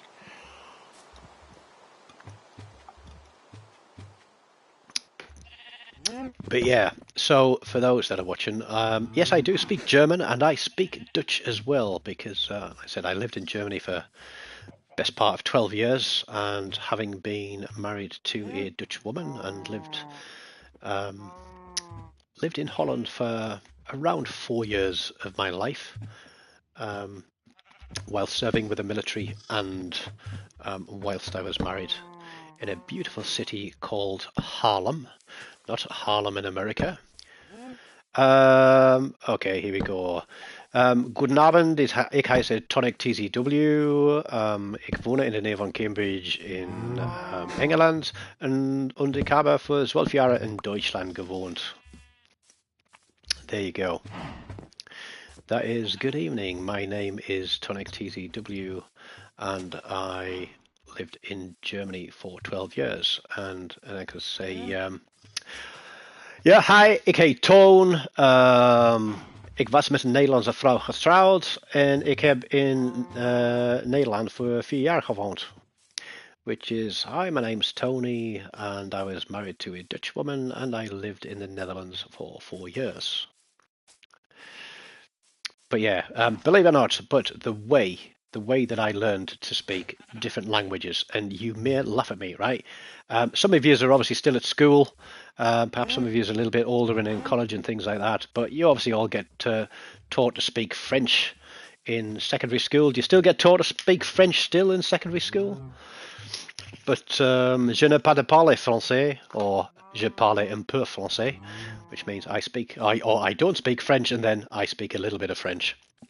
But yeah, so I wanted to learn German when I was at school, but I was in like the 3rd class from the top, so I wasn't allowed to do German. That was for only the top 2 classes. So they said, you have to do French. And I said, I don't want to do French. And they said, look, you're really good at languages, do French. And I was like, nope. So do you know what I did instead? Right? I did friggin' needlework and I didn't turn up for a single class. But kids, please don't do that. It's the worst thing to do. Pick something, anything. If you're good at it, pick it, do the exam, learn it. Don't skip classes like I did. Because yeah, although I skipped the majority of my needlework classes, it was a warm classroom in the winter, and yeah, all the girls were there, even though I wasn't very much of a ladies' man when I was at school. If I had to describe what I look like now, I am a 50-year-old Harry Potter. Maybe he's not quite as much as a nerd, a little bit more handsome. I do have a funny little scar in the middle of my forehead, which came from an accident with a glass bottle and a metal pole when I was a bit younger. But yeah, 50-year-old Harry Potter without a broomstick stuck up my arse. So there we go. But yeah, if you're on Twitter, go and look up at I think it's tzw_tonic on Twitter, and I'm on there. You'll see some pictures of me. You see lots of tweets about World of Warships Legends. Um, I think my profile picture is a picture of me with my little Charlie boy. Um, but yeah, both my daughters, obviously, they're Dutch, but they each speak English, Dutch, German, French, and Spanish. And my youngest daughter is also learning to speak Russian as she's doing a geopolitical studies degree at university. My eldest daughter has recently qualified, I think it was last year, as an English teacher for sort of infant school age children, sort of age 5, 6, 7, 8. So they're both way more. Well, no, I'm not stupid. I'm not stupid. I'm not thick. I'm very intelligent. I just don't. I don't always let it show sometimes. Sometimes I suffer complete mental brain blocks. Other times I'm a bit like Rain Man. Um, Specifically when I've got contractors in who are negotiating the prices for software applications and licensing and things like that, and they start throwing big numbers around the rooms for hosting and storage and seat licenses or concurrent licenses and things like that, and how you need more storage over the next 5 years than you do in year one. And I'm sat there, and literally these numbers are falling into my head, very much like Rain Man. And I'm thinking, hang on, but that's going to cost us like £150,000 over 5 years. Yet, we were told that this was going to cost us like 80 grand. Oh yeah, but that's because you didn't factor in the extra costs. See that up there, skeleton. Da da da, not going any there. So yeah, so sometimes I have moments of brilliance. And another thing I'm doing at this moment is smoking a cigarette, but I've only got two left. And if you don't smoke, please don't start. It's an addiction that is absolutely awful and kills people. Um, I hope to be giving up smoking this year. That is the intention. I've got a crap ton of gum in the cupboard, and I just thought we can breed chickens. We can breed chickens. Come here, chicks. One for you, one for you. There you go. Lay some eggs. But, right, time check. Another thing I like is watch it. It's 10 p.m. It's 10 p.m. So, guys, I'm going to knock it on the head for tonight, and I'm going to have an hour of Netflix. But do you know something? I just may start streaming a couple of hours of Minecraft a couple of times a week. And I said, this is literally something that I've thrown together tonight. Ignore those, like that was just to get rid of those blocks from the crate. But this is something that I've thrown together tonight, just over a couple of hours to get started on a new survival world. We will do some mining of resources. I'll try and do some mining, get rid of the boring stuff in the quiet time. We'll try and find a village and pinpoint it on the map and get some villages in, and we'll try and find some diamonds and get all glammed up with some enchanted diamond armor, and then go off into the nether. But guys, really, it's been a lot of fun for me having people drop in like this. Feel free to do a gym raid any other time you want. Um, when we play Warships Legends, it's a little bit more grown up. There might be some swearing, there might be some bad language, and we might have the cam on, and I might even be sitting in a pair of pajamas and my dressing gown, playing Warships, because sometimes I do that. But yeah, please do feel free to drop along, and yeah, smash the like button on the video, and thank you to everybody who has subscribed. And I know there was mention of donations earlier. If anybody has donated, I'll check, and I said really do appreciate it. And oh yeah, there's definitely more salt in the ships. This has been much less salty than playing Warships, because you have control of your own destiny. But take it easy, guys. Thanks again. It's been great fun. And even though I'm just one of those normal little mini Minecraft characters, no, we can do the little. See, I can do a twerk. Look, I can do a twerk. But there we go. Yeah, and maybe if Charlie's here and wants to do a Minecraft stream with me, one weekend we can get the two of us in and get little Charlie Bear in. And Charlie has a thing for when we get to the stage where we've got a creeper farm and TNT. He tends to like walking around and blowing shit up. But hey, what 8-year-old does not like blowing shit up? So there we go. Take it easy, guys. Have a great night, and I'll see you again next time. Take care. Goodbye.